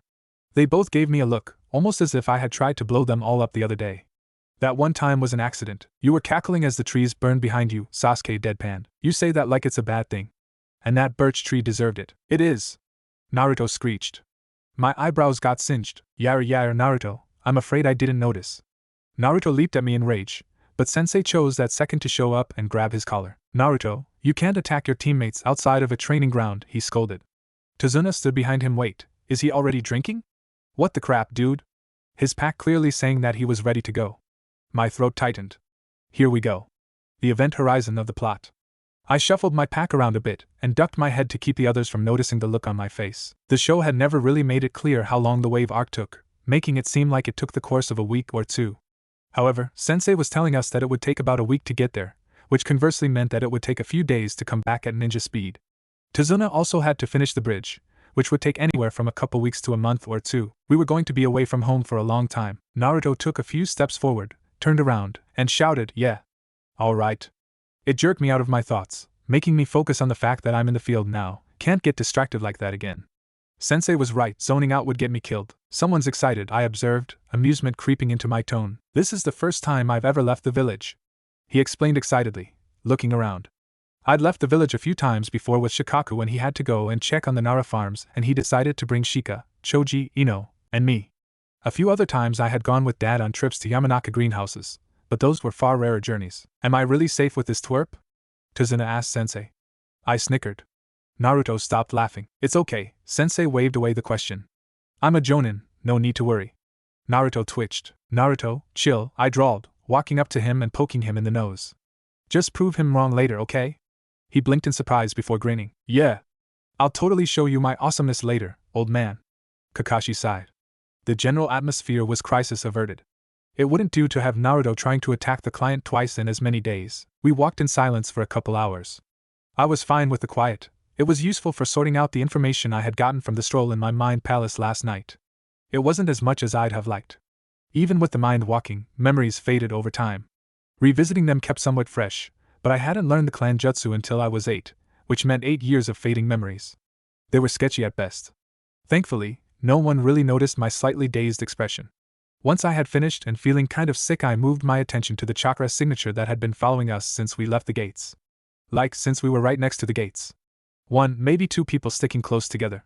Didn't I remember something about 2 people? High enough stealth to avoid patrols. Probably something I should mention to Dad. A hand waved in front of my face rapidly. Inoko-chan, Naruto whined. I asked you something? Whoops, sorry about that, I said, grinning sheepishly. I got distracted. I noticed, he huffed. I asked you why you always say you want to be a psychologist. Because it was what I was studying in a previous life right up to when I died. It's more of a joke now than anything else, I admitted. I've always been interested in psychology, and it was my backup plan if I flunked out as a shinobi. But I'm glad I'm here. It's way more interesting than civilian life. I gave him a thin smile before focusing my attention on the chakra signatures around us. They didn't do anything for several days, merely watching us from a distance. Sensei either hadn't noticed them less likely or deemed them not a threat much more likely, but I was twitchy and tense as they hovered towards the edge of my sensing range. I wish I had the same range from when I was younger. I'd lost a lot of range and sensitivity when I was 7, and trying to regain it was a long and hard-fought battle that I was still fighting. Inoko, why so twitchy? Sensei drawled as I jumped upon hearing a twig snap nearby. Dear, 3 of them, one fawn. Barely aware of us. We're on a C rank, and the Land of Waves doesn't have any shinobi. That's not why I'm nervous, I muttered, glaring in the general direction of the chakra signatures. Then, to throw off any suspicion, I added, I just have the most awful feeling that Naruto placed a trap somewhere up ahead with a shadow clone. Sensei laughed. Hey! That's a really good idea. Naruto grinned deviously. Sasuke gave me a look that said nothing more than why do you do this? I shrugged. We took a break for lunch, more for Tazuna's benefit than anything else. Our tagalongs moved ahead of us, and I stiffened. Naruto, put that slug back where it came from, or so help me, I will beat the ever-loving daylights out of you, I warned. Naruto pouted before putting the slug down. I mouthed you owe me at Sasuke. He huffed and looked away. I swallowed past the lump in my throat as I spotted the puddle up ahead. This was it. The test of our abilities. Knowing that Sensei would step in didn't ease the tension in my body. Relax, Inoko, Sensei said. I could hear the frown in his voice. You're going to shorten your lifespan. Like you care, I snorted, but tried to let some of the tension out of my body. It was hard with the 2 hostile chakra signatures in front of me. Honestly, were they even trying? I'm wounded, Inoko. How could you say such a thing to your beloved Sensei? My heartbeat thundered in my ears. It was so close and practically reeking of chakra. Was I the only one who noticed it? How could I be the only one? Babum.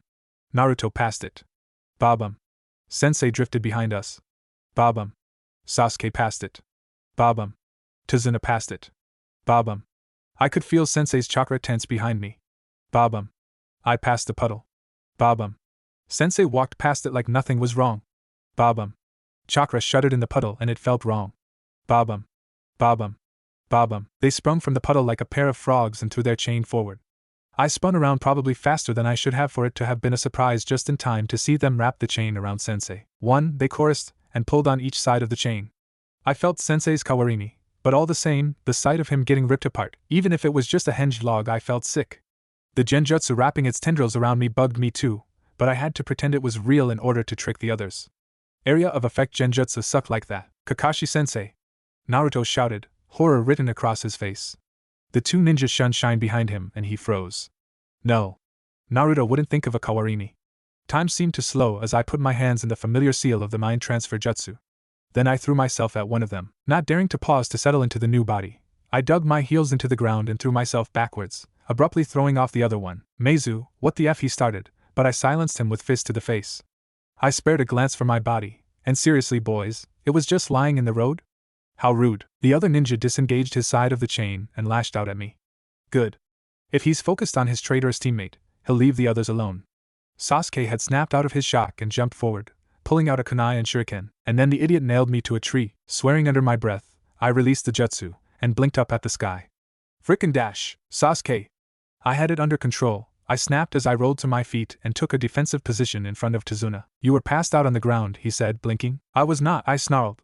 But Meizu was charging me and oh god those claws looked nasty and Sasuke you freaking idiot get out of the way and then Sensei clotheslined him and put him in a chokehold. The other one was already unconscious. It wasn't until a few seconds had passed that I realized I was shaking with tension. Well, Sensei, I said shakily, slowly lowering my kunai. You sure took your time. Well, Sensei, I said shakily, slowly lowering my kunai. You sure took your time. Sorry about that, he said cheerfully. A black cat crossed my path, so I had to take the long way around. A laugh bubbled in my throat, strangled by the remaining adrenaline. Sensei, I swear I'm going to stab you one of these days, I said instead before I turned to Naruto. Wasn't there something about him getting injured at this point? Regardless, he did in fact have a rather deep-looking cut. Naruto. You're hurt. I took out the small first aid kit from my pouch and began to unpack it. They had Kiri headbands. Kiri tend to use contact poisons. What are you doing? Naruto demanded when I pulled out a kunai. You've probably been poisoned, I explained, continuing my rough treatment. I need to make sure that you get it out of your system, but if I let you do it you'll probably bleed out or something. I dripped a bit of general antidote onto the wound, since I had absolutely no idea what they had on their weapons. He winced as I pulled the bandages a little harder than necessary. Naruto. Try not to freeze up next time. You were lucky that Kakashi-sensei was here. I stared him in the eye. Freezing in the field will get you and your teammates killed. Remember that. Brushing my knees off, I turned around to where Sensei had tied the 2 nin to a tree. Now that adrenaline wasn't pumping through me, I could actually think beyond survive and protect Tazuna. Their Kiri nin, likely nuke nin, I surmised, pushing my bangs behind my ear as I watched them. They were still both unconscious. I clenched my fists to keep my shaking hands from being too noticeable. I'd rate them a 3 out of 5 for intelligence, though taking out the Jonin first is common sense. Honestly, a puddle in the middle of the road when it hasn't rained for well over a week? I blinked slowly and frowned. There are 5 possible targets. We can safely outrule the boys, as Naruto is a nobody that's never left the village before, and Sasuke's clan name alone protects him from most thugs. The boys shifted uncomfortably near me. I'm fairly safe to outrule as well, being the daughter of a clan head. Clan and village retaliation and all that jazz. That leaves Sensei and the client. However, if they were just after Sensei, they would have left after killing him. Witnesses would have been best to spread that they killed him, so they would have left us alone. Not to mention that once Sensei was out of the picture, they went straight for our client. Which begs the question, Tazuna-san. The old man swallowed nervously and clenched the neck of his bottle tighter, sweat running down his face. Why didn't you tell us that you have shinobi after us? You hardly could have not known. Good analysis, Inoko-sensei said, resting his hand on my head. It was oddly comforting. Well, Tazuna-san? We're waiting. He shifted his weight from side to side, clearly nervous before coming clean. Knowing what he was going to say helped me keep a neutral face as he told us of what Gato had done to the people of Wave. Missions with shinobi contact are B rank or higher, I mused after he had finished. You couldn't afford anything higher than a C rank, so you lied. Well, protocol says that we go back to the village, Kakashi sighed. Naruto probably needs to see a doctor for his hand anyway. What? No, I'm fine, Inoko fixed me all up. I blinked. Naruto, my dude, I'm not even on par with a civilian doctor. I can stitch and bandage wounds, and deal with about a half-dozen poisons, but that's it. I mean, I could probably figure out how to set bones. I rubbed my chin, thinking. I really needed to get better at medical stew. Wait a minute. That is besides the point, Naruto, whatever. But Sensei, I'm fine, and those people really need help. We can't just leave them. We accepted this mission. We can't quit halfway through. I sighed heavily in the silence that followed. My parents are going to kill me, I muttered before saying in a louder voice, well, I'm game for it if you guys are. We beat these idiots just fine, so whatever we come up against next won't be a pro. Wait a minute. I frowned deeply as Sensei gave in and Naruto cheered. Neither seemed to notice me cutting myself off mid-word. A memory popped into my head of a really big sword, Sensei trapped in a giant bubble, and a pale mask. Shit, so you didn't actually pass out, Naruto said, clearly thinking hard. No. Believe it or not, I'm not a tender damsel in distress. Which brings me to my second point. If you see me collapse in the middle of a fight, get my body out of the freaking way. I glared at them as we kept walking. Sensei had taken care of the demon brothers while the rest of us went up ahead. I tried not to think about it, and instead focused on reaming the boys out. This also means that one of you needs to look before you attack, Sasuke. He glared at me. I know I explained my jutsu to you, didn't I? I groaned, pinching the bridge of my nose. Please don't tell me you both forgot. Silence greeted me. I very carefully took a deep breath. I swear I'm going to stab you both before this mission is over. We took a small boat to Wave, hiding in the heavy fog. Tazuna explained the situation in more detail to kill time, and then proceeded to guilt us into continuing as his bodyguards by sighing over how his daughter and grandson would grieve and blame Konoha for his death. Asshole, I thought as I gave him a flat stare, annoyed. Be quiet. The rower hissed. We're almost there. We went under a low arch on a bridge, and the fog cleared up on the other side. Wave was beautiful, I realized. Trees poked out of the water, mangroves, maybe red ones? My marine biology course had been so long ago, and I had rushed through it. The town around us was in disrepair, practically falling apart, and that was just what I could see from the boat. It was far worse than my mind palace. We disembarked from the boat. I wobbled a bit, slight sea legs, but quickly regained my balance. I don't like this. We left the small town and began our trip to Tazuna's house. It's going to happen soon. They're going to come soon and I won't be able to do anything. We had been walking for about an hour before my blood ran cold. 2 chakra signatures in the trees. Sensei tensed near me. Naruto had nearly killed a rabbit while I was phasing out. Not good, not good, not good, we're going to die. Everyone get down! Sensei shouted. I grabbed the front of Tazuna's shirt and yanked as I fell. I felt the whoosh of air as something large and heavy passed over us. A large blade embedded itself in a tree. I swallowed nervously. That's a big sword. A man body flickered to the handle of the blade, and all I could think was, wouldn't it be easier to balance on the blade? He was shirtless, had his hitayate on the side of his head, was wearing the most awful leg and arm warmers I had ever seen. Are you hot or are you cold? Make up your mind, not to mention they clashed horribly with his pants. He was giving us a dark glare. Oh, and did I point out he was standing on a sword longer than I was tall? What the crap? Ignoring the hole, shouldn't be able to lift that much metal with both arms, let alone one issue. I slowly got to my feet. Dad usually left bingo books around the house for us to read. Ino was never that interested in them, but I had read them multiple times, usually when I woke up from nightmares of the future. Momochi Zabuza. Momochi. Wasn't this just peachy? A hysterical laugh bubbled in my throat. I was facing a man who had killed more people than I could count, and I was laughing at his slightly ridiculous family name. Ino was right. I had issues. Naruto tensed beside me. No. Don't even think about it, Naruto, I growled. He's an A-rank jonin. He'd crush you in a heartbeat. Little girl's done her research, Zabuza said mockingly. I swallowed. My instinct was to make a snarky remark, but my throat was tight and dry. Missing Nin? Highly dangerous. Kill on sight. That's what his bingo book page had said. But the question was, could we? I pulled my mind back to the present as Kakashi-sensei, and Zabuza did the required pre-battle banter. Momochi Zabuza. What a surprise. Sharingan no Kakashi. I'd say I was here for you, but I'm really not. Shame. I have quite a few people out for my head, maybe next time. Now, if you don't mind, I'll have you hand over the old man, Zabuza said. I'm afraid that's not an option, Sensei replied, his posture relaxed but his chakra tight and ready to spring. He slowly lifted his headband off his face. This is it, the apocalypse. I shook off old memories of song lyrics and focused. Guys, get in Manji battle formation. Protect Tazuna and don't get involved. My body moved with the ease of much practice, and I pulled out a kunai. Like a kunai would be much use against the oversized butter knife that was the Kubikura Bocho. I forced my breathing to be steady even as my heart slammed in my ears. It would be okay. We'd practiced this before. Sensei would protect us. We were going to be fine. Huh. I never expected to see the legendary Sharingan so early, Zabuza mused. This is an honor. Everyone's been saying Sharingan, Naruto groused. What is it? It's the Dijutsu and Kekkei Genkai of the Uchiha clan, I explained quietly. It can be used to copy jutsu. Sensei is known for being the only non-Uchiha with one, since the Uchiha guarded their eyes almost as fiercely as the Hyuga. It's not the only power of the Sharingan, Sasuke muttered grimly. Well said, Zabuza replied with amusement. I flinched. You really have done your research. A heavy fog filled with chakra began to rise. When I was in Kirisambu, we had a bingo book page on you. There was something else in the book about the man who has copied 1,000 jutsu. And he hasn't taught us any of them. Rude. Kakashi, the copy ninja. Copy that copycat. But let's end the chit-chat here, he continued, crouching.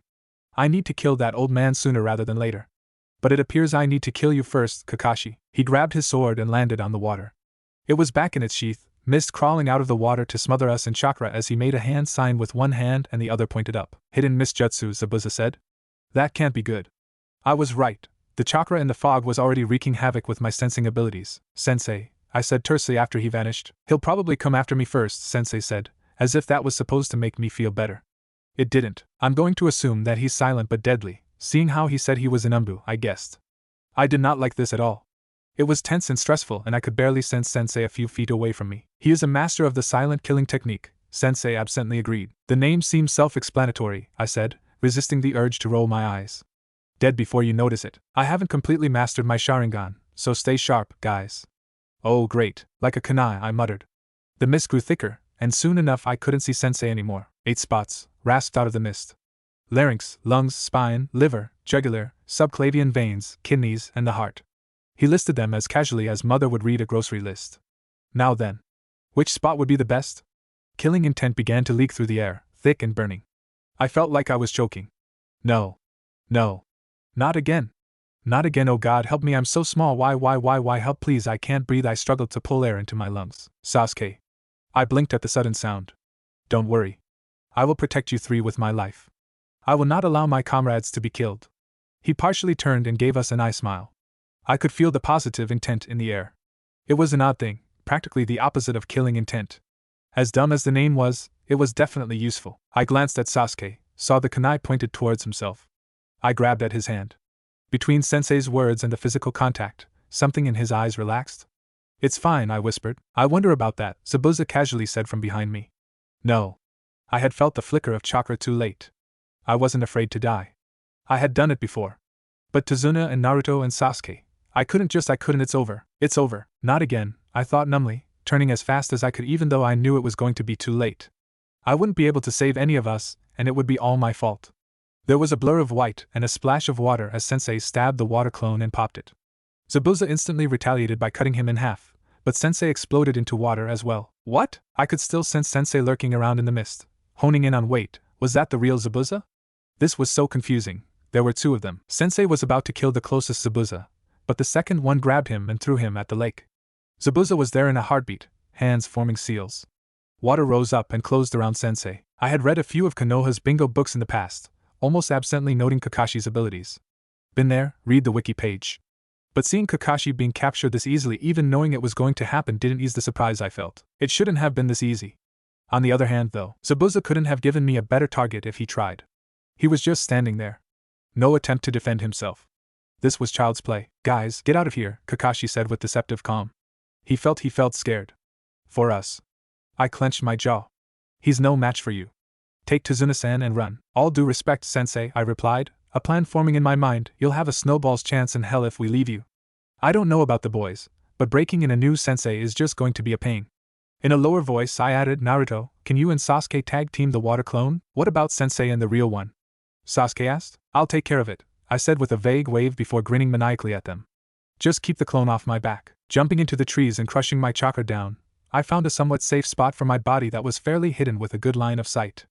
I took a deep breath, nervous. This was the first time I was facing an opponent this much stronger than me, not to mention one that actually wanted me dead. Okay. Remember what Dad said. The more chakra the target has, the shorter amount of time you have in the body. But all I really need to do is pull out his arm and Sensei can take care of the rest. Probably. I settled in, made the seal, and threw myself out of my body. Kakashi knew he screwed up. He screwed up big time. He should have been more serious from the get-go instead of being cocky about it. His genin were in horrible danger, and Inoko had disappeared to who knows where. The water filled with chakra around him was wreaking havoc with his senses, but Kakashi had felt Inoko's chakra vanish. Be alive, he thought. If Zabuza's hidden a clone in the trees and it got her, he was going to violently kill Zabuza before Inoichi violently killed him. There was a reason the man was partnered with Ibiki in leading TNI. Zabuza's arm jerked out of the orb before he fell through the water. What? The demon of the hidden mist surfaced with a wild amusement dancing in his eyes. Hello, Sensei, he said cheerfully. Did you miss me? What the F, he started, but then the former swordsman began singing. Swing, swing, swing my sword, sword. Whenever I get bored, I can swing my sword, sword. I can swing my sword, sword. He tossed the giant sword aside and opened his arms. Well? I'm waiting. Everyone, even the water clone, stared at Zabuza. Kakashi was starting to understand exactly what happened. Inoko had the boys distract Zabuza and the clone while she found a safe spot to store her body, then she used her clan's jutsu on him. Smart, Sensei, we are literally running out of time as we speak. I got rid of the sword. I freed you. Deal with the immediate pro, she choked, Zabuza's face freezing as blood began to trickle out of the corner of his mouth. Zabuza blinked before refocusing his eyes and glaring at Kakashi.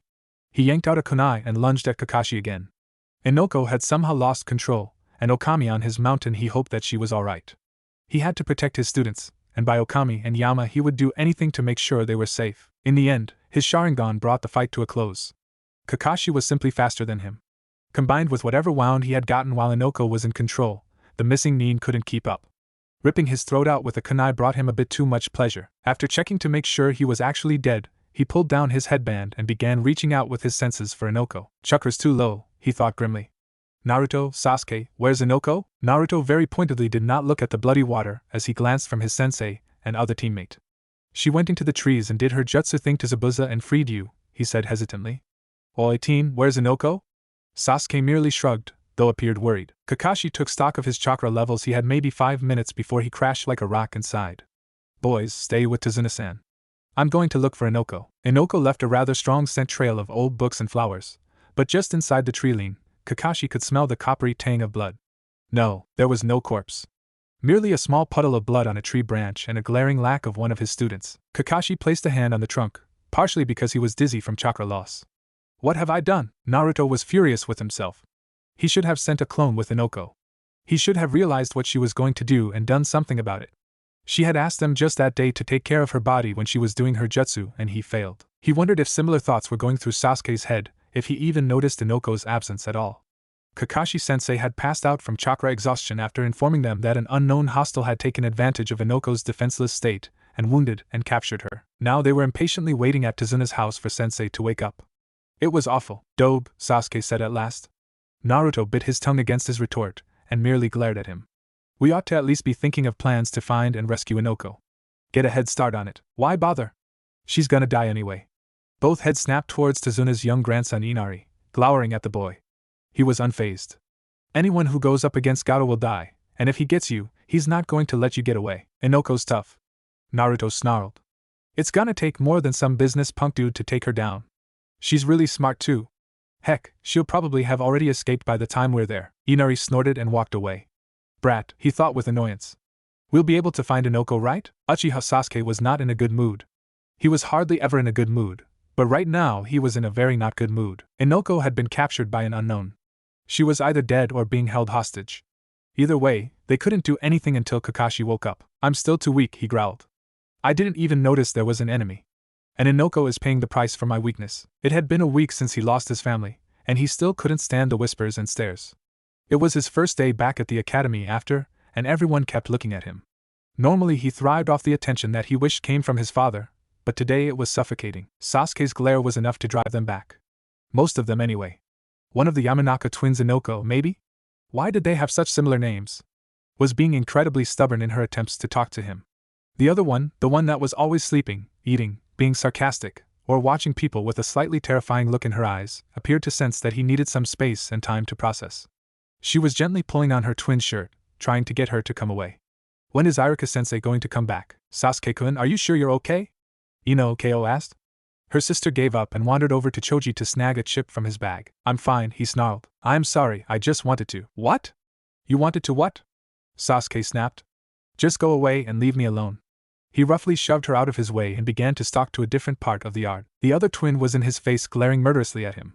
Don't touch my sister, she warned. She was pale and thin, as if she'd recently recovered from a long illness. But he didn't remember if she'd been sick, and he didn't care enough to know. Sasuke sneered at her. Or what? You'll hit me? Ooh, I'm so scared. You probably couldn't hit if a second later he was blinking up at the sky, jaw throbbing. Did she just? Inoko, you pig! One of the girls shouted. Don't hit Sasuke-kun. The Yamanaka ignored them and crouched in front of him with a dangerous look in her eyes. Touch Ino again, Uchiha, and I'll make you wish your brother finished the job, she hissed before turning around. He gaped at her back for a moment. Red consumed his vision. She did not just say that. Sasuke tackled her from behind, hatred pumping through his body. Shut up! He screamed at her, hitting her head as hard as he could. You don't know what it was like. Shut up! Inoko flipped him over onto his back, a wild look in her eyes. They both ignored the cries for them to stop fighting, mostly from Ino. She sounded terrified. Leave my sister alone! She panted, hitting him with each word. He grabbed her swinging braid and pulled as hard as he could, but she didn't even grimace at the pain. Inoko kneed him in the gut, then punched him as he reflexively bent over. Sasuke punched her in the groin, pleased by her surprised yelp. He grabbed her by the front of her shirt and tossed her over his shoulder, settling into a different stance. Her eyes narrowed as she realized he was tossing the little academy taijutsu they knew out the window. Inoko's hand settled into an unfamiliar seal that she extended in his direction. Ninjutsu, huh? I can match you for that. Then Sasuke couldn't move. It wasn't that he didn't want to, he physically could not move. Inoko also appeared to be struggling. Shadow possession complete, Shikamaru drawled.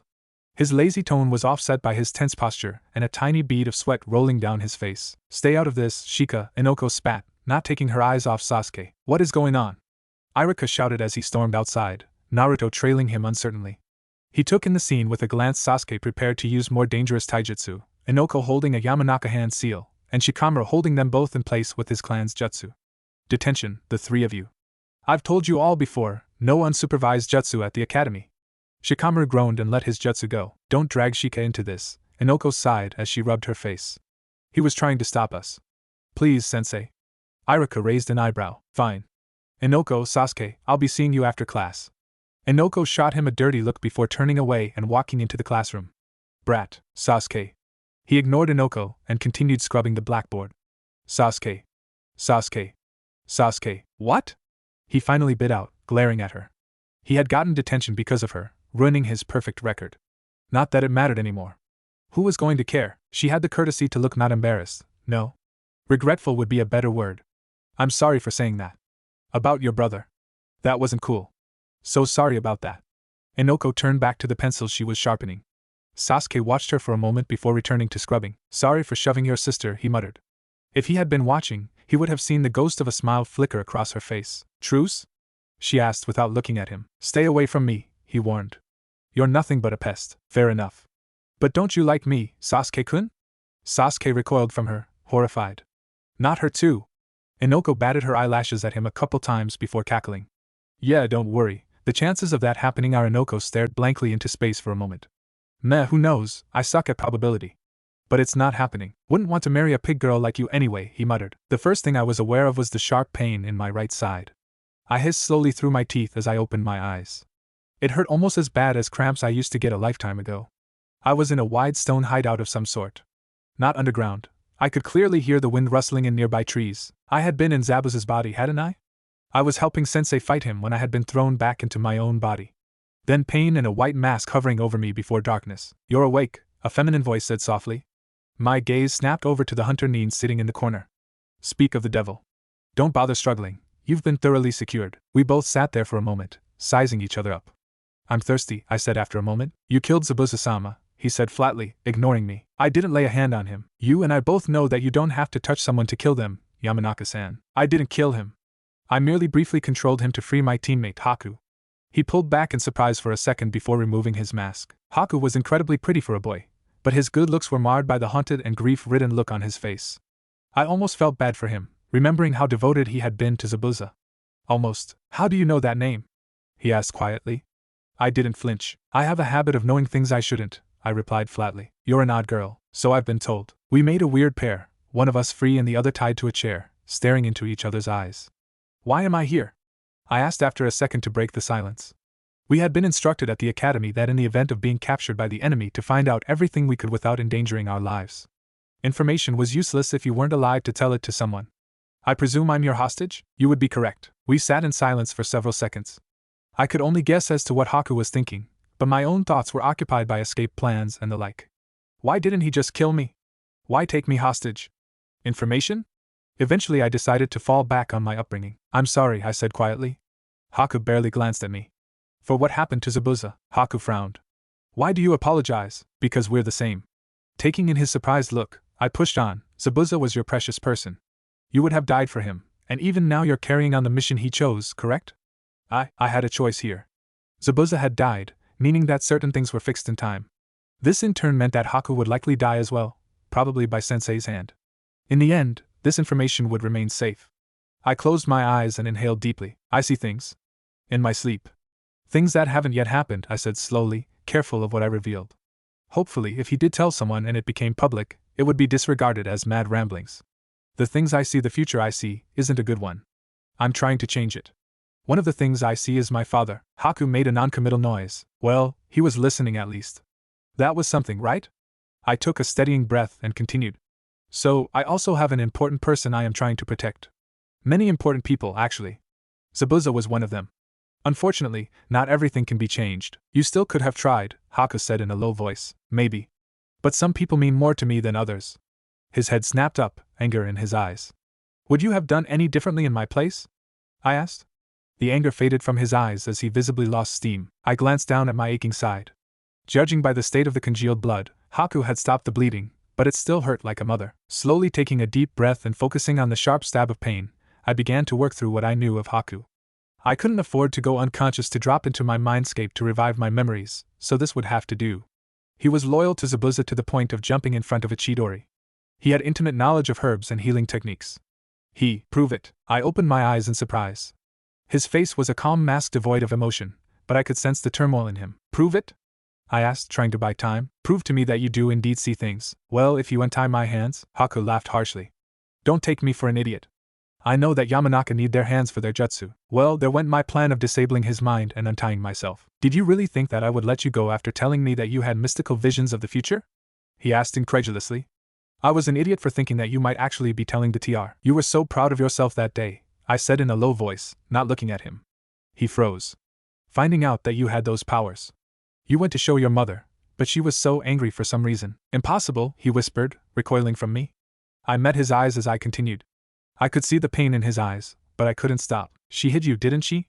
You didn't understand why when she told you to never show those powers. Stop it. But someone already saw you. Stop it. And they came, didn't they? Shut up. I kept pushing, kept staring at him with a single-minded intensity as the temperature dropped. Your father was the one who struck the final blow. Shut up, shut up, shut up. He screamed, frost creeping up my skin. We sat in silence for several seconds as he panted and I inspected the ice on my skin. While it felt great against the burn of my wound, I had to admit that I might have pushed him a little far. Do you believe me now? Haku stared at me for a couple seconds more before vanishing. Well, I guess it was a bit of a bomb to drop. Gato was pleasantly surprised when he was contacted by Zabuza's underling. He had been expecting quick results, but nothing like this. Shinobi really were a force to be reckoned with. Where is your master? He frowned when only the underling appeared at the entrance to the hideout. Dead, the boy said shortly. Well, that was disappointing. And the bridge builder? Still alive. He hired Shinobi himself. Gato took a steadying breath. This was unfortunate, but I trust you called me here for a reason then? The boy nodded, leading the way down the hall. He hired a genin team. Their Jonin sensei is the one who killed Zabuza-sama. Gato himself didn't notice how Haku's voice caught ever so slightly, but his samurai did. They glanced at each other and gripped the handles of their swords just a little tighter. I was able to capture one of the genin. She's down the hall. As they walked, they could hear a child's voice singing. The same 4 verses, over and over and over again, slow and eerie, punctuated by hysterical laughter. Row, row, row your boat, gently down the stream merrily, merrily, merrily, life is but a dream. Gato was starting to be creeped out, but this was a child. Anyone who'd even heard his name knew to tremble in fear. Full-grown men had pissed themselves in his presence. He'd teach her to fear him. When Haku opened the door to where the genin was being held, he could see a chair in the center of the room knocked over. There was someone tied to it, long blonde hair strewn across her face and the floor. She was rocking against the floor as she sang, merrily, merrily, merrily, life is but a. The child broke off midway and stared at them through her hair. Her pupilless eyes were blank. Dream, she whispered. Slowly, a wide smile crept over her face. Are you strangers? Or are you friends? The blonde rocked her chair over onto its side. I like friends. Let's be best friends. Forever. She giggled, wide eyes never leaving Gato. Shut her up, Gato said, waving his cane towards her. Waraji strode forward and grabbed a fistful of her long blonde hair, yanking her into an upright position. Her face briefly contorted with pain as he held her there, but the crazy grin was soon back. Are we playing now? Playing with lots of friends is always so much fun. As she began to laugh again, Gato studied her. She looked like a civilian, really. There was a large bloodstain on the right side of her jinbei top, but it was dried and dark now. The only parts of her clothing that suggested that she was a ninja was the wrappings on the right leg of her knee-length pants, and the sandals that every ninja seemed to wear. What's your name? They call me Nanya, she said wistfully. Nanya business. Gato nodded at Zora, who hit her in the gut with the pommel of his katana. The girl gave a loud cry of pain. She's a Yamanaka, Haku said after a moment. You would do well to mind yourself around her. The voices say I can't kill you, Yamanaka said before that damned grin came back. Yet, Gato walked forward, inspecting her for a moment before hitting her in the face with his cane. I'm going to enjoy it, she sang, spitting out blood. She grinned at him with wide, unblinking eyes. So much. And if I kill you first? Gato asked, curious. This was the first time someone so powerless hadn't feared him at all. He was intrigued, honestly. No matter. I'll just use the seed I planted in your mind. Gato recoiled. I'll use it to take over your body and ruin everything you've worked so hard to build, she whispered, pleasure on her face. It will be so easy. You're bluffing, am I? She sounded so amused by the fact he was trying to call her bluff because it had to be a bluff that he was almost convinced. Almost. Her smile was lopsided now due to her face swelling. But she was still smiling. Closing her eyes, she began to sing her stupid little song again. Nodding to Waraji again, the samurai hit her in the crusty red spot on her shirt. This time she screamed, curling in on herself as much as she could while tied to a chair. All mirth had vanished from her gaze when she looked up, panting. I think that I won't mind killing you at all, Yamanaka hissed, a dark look in her eyes. In fact, I look forward to it. Leaving the room, Gato merely smirked to himself and began mentally going through his list of contacts, wondering how much someone would pay for a young female Yamanaka. Behind him he could hear the sounds of his bodyguards hitting the girl. I would prefer that you not permanently maim or disfigure her, he called back. That would significantly lower her value. Her hysterical pain-filled laughter echoed in his ears.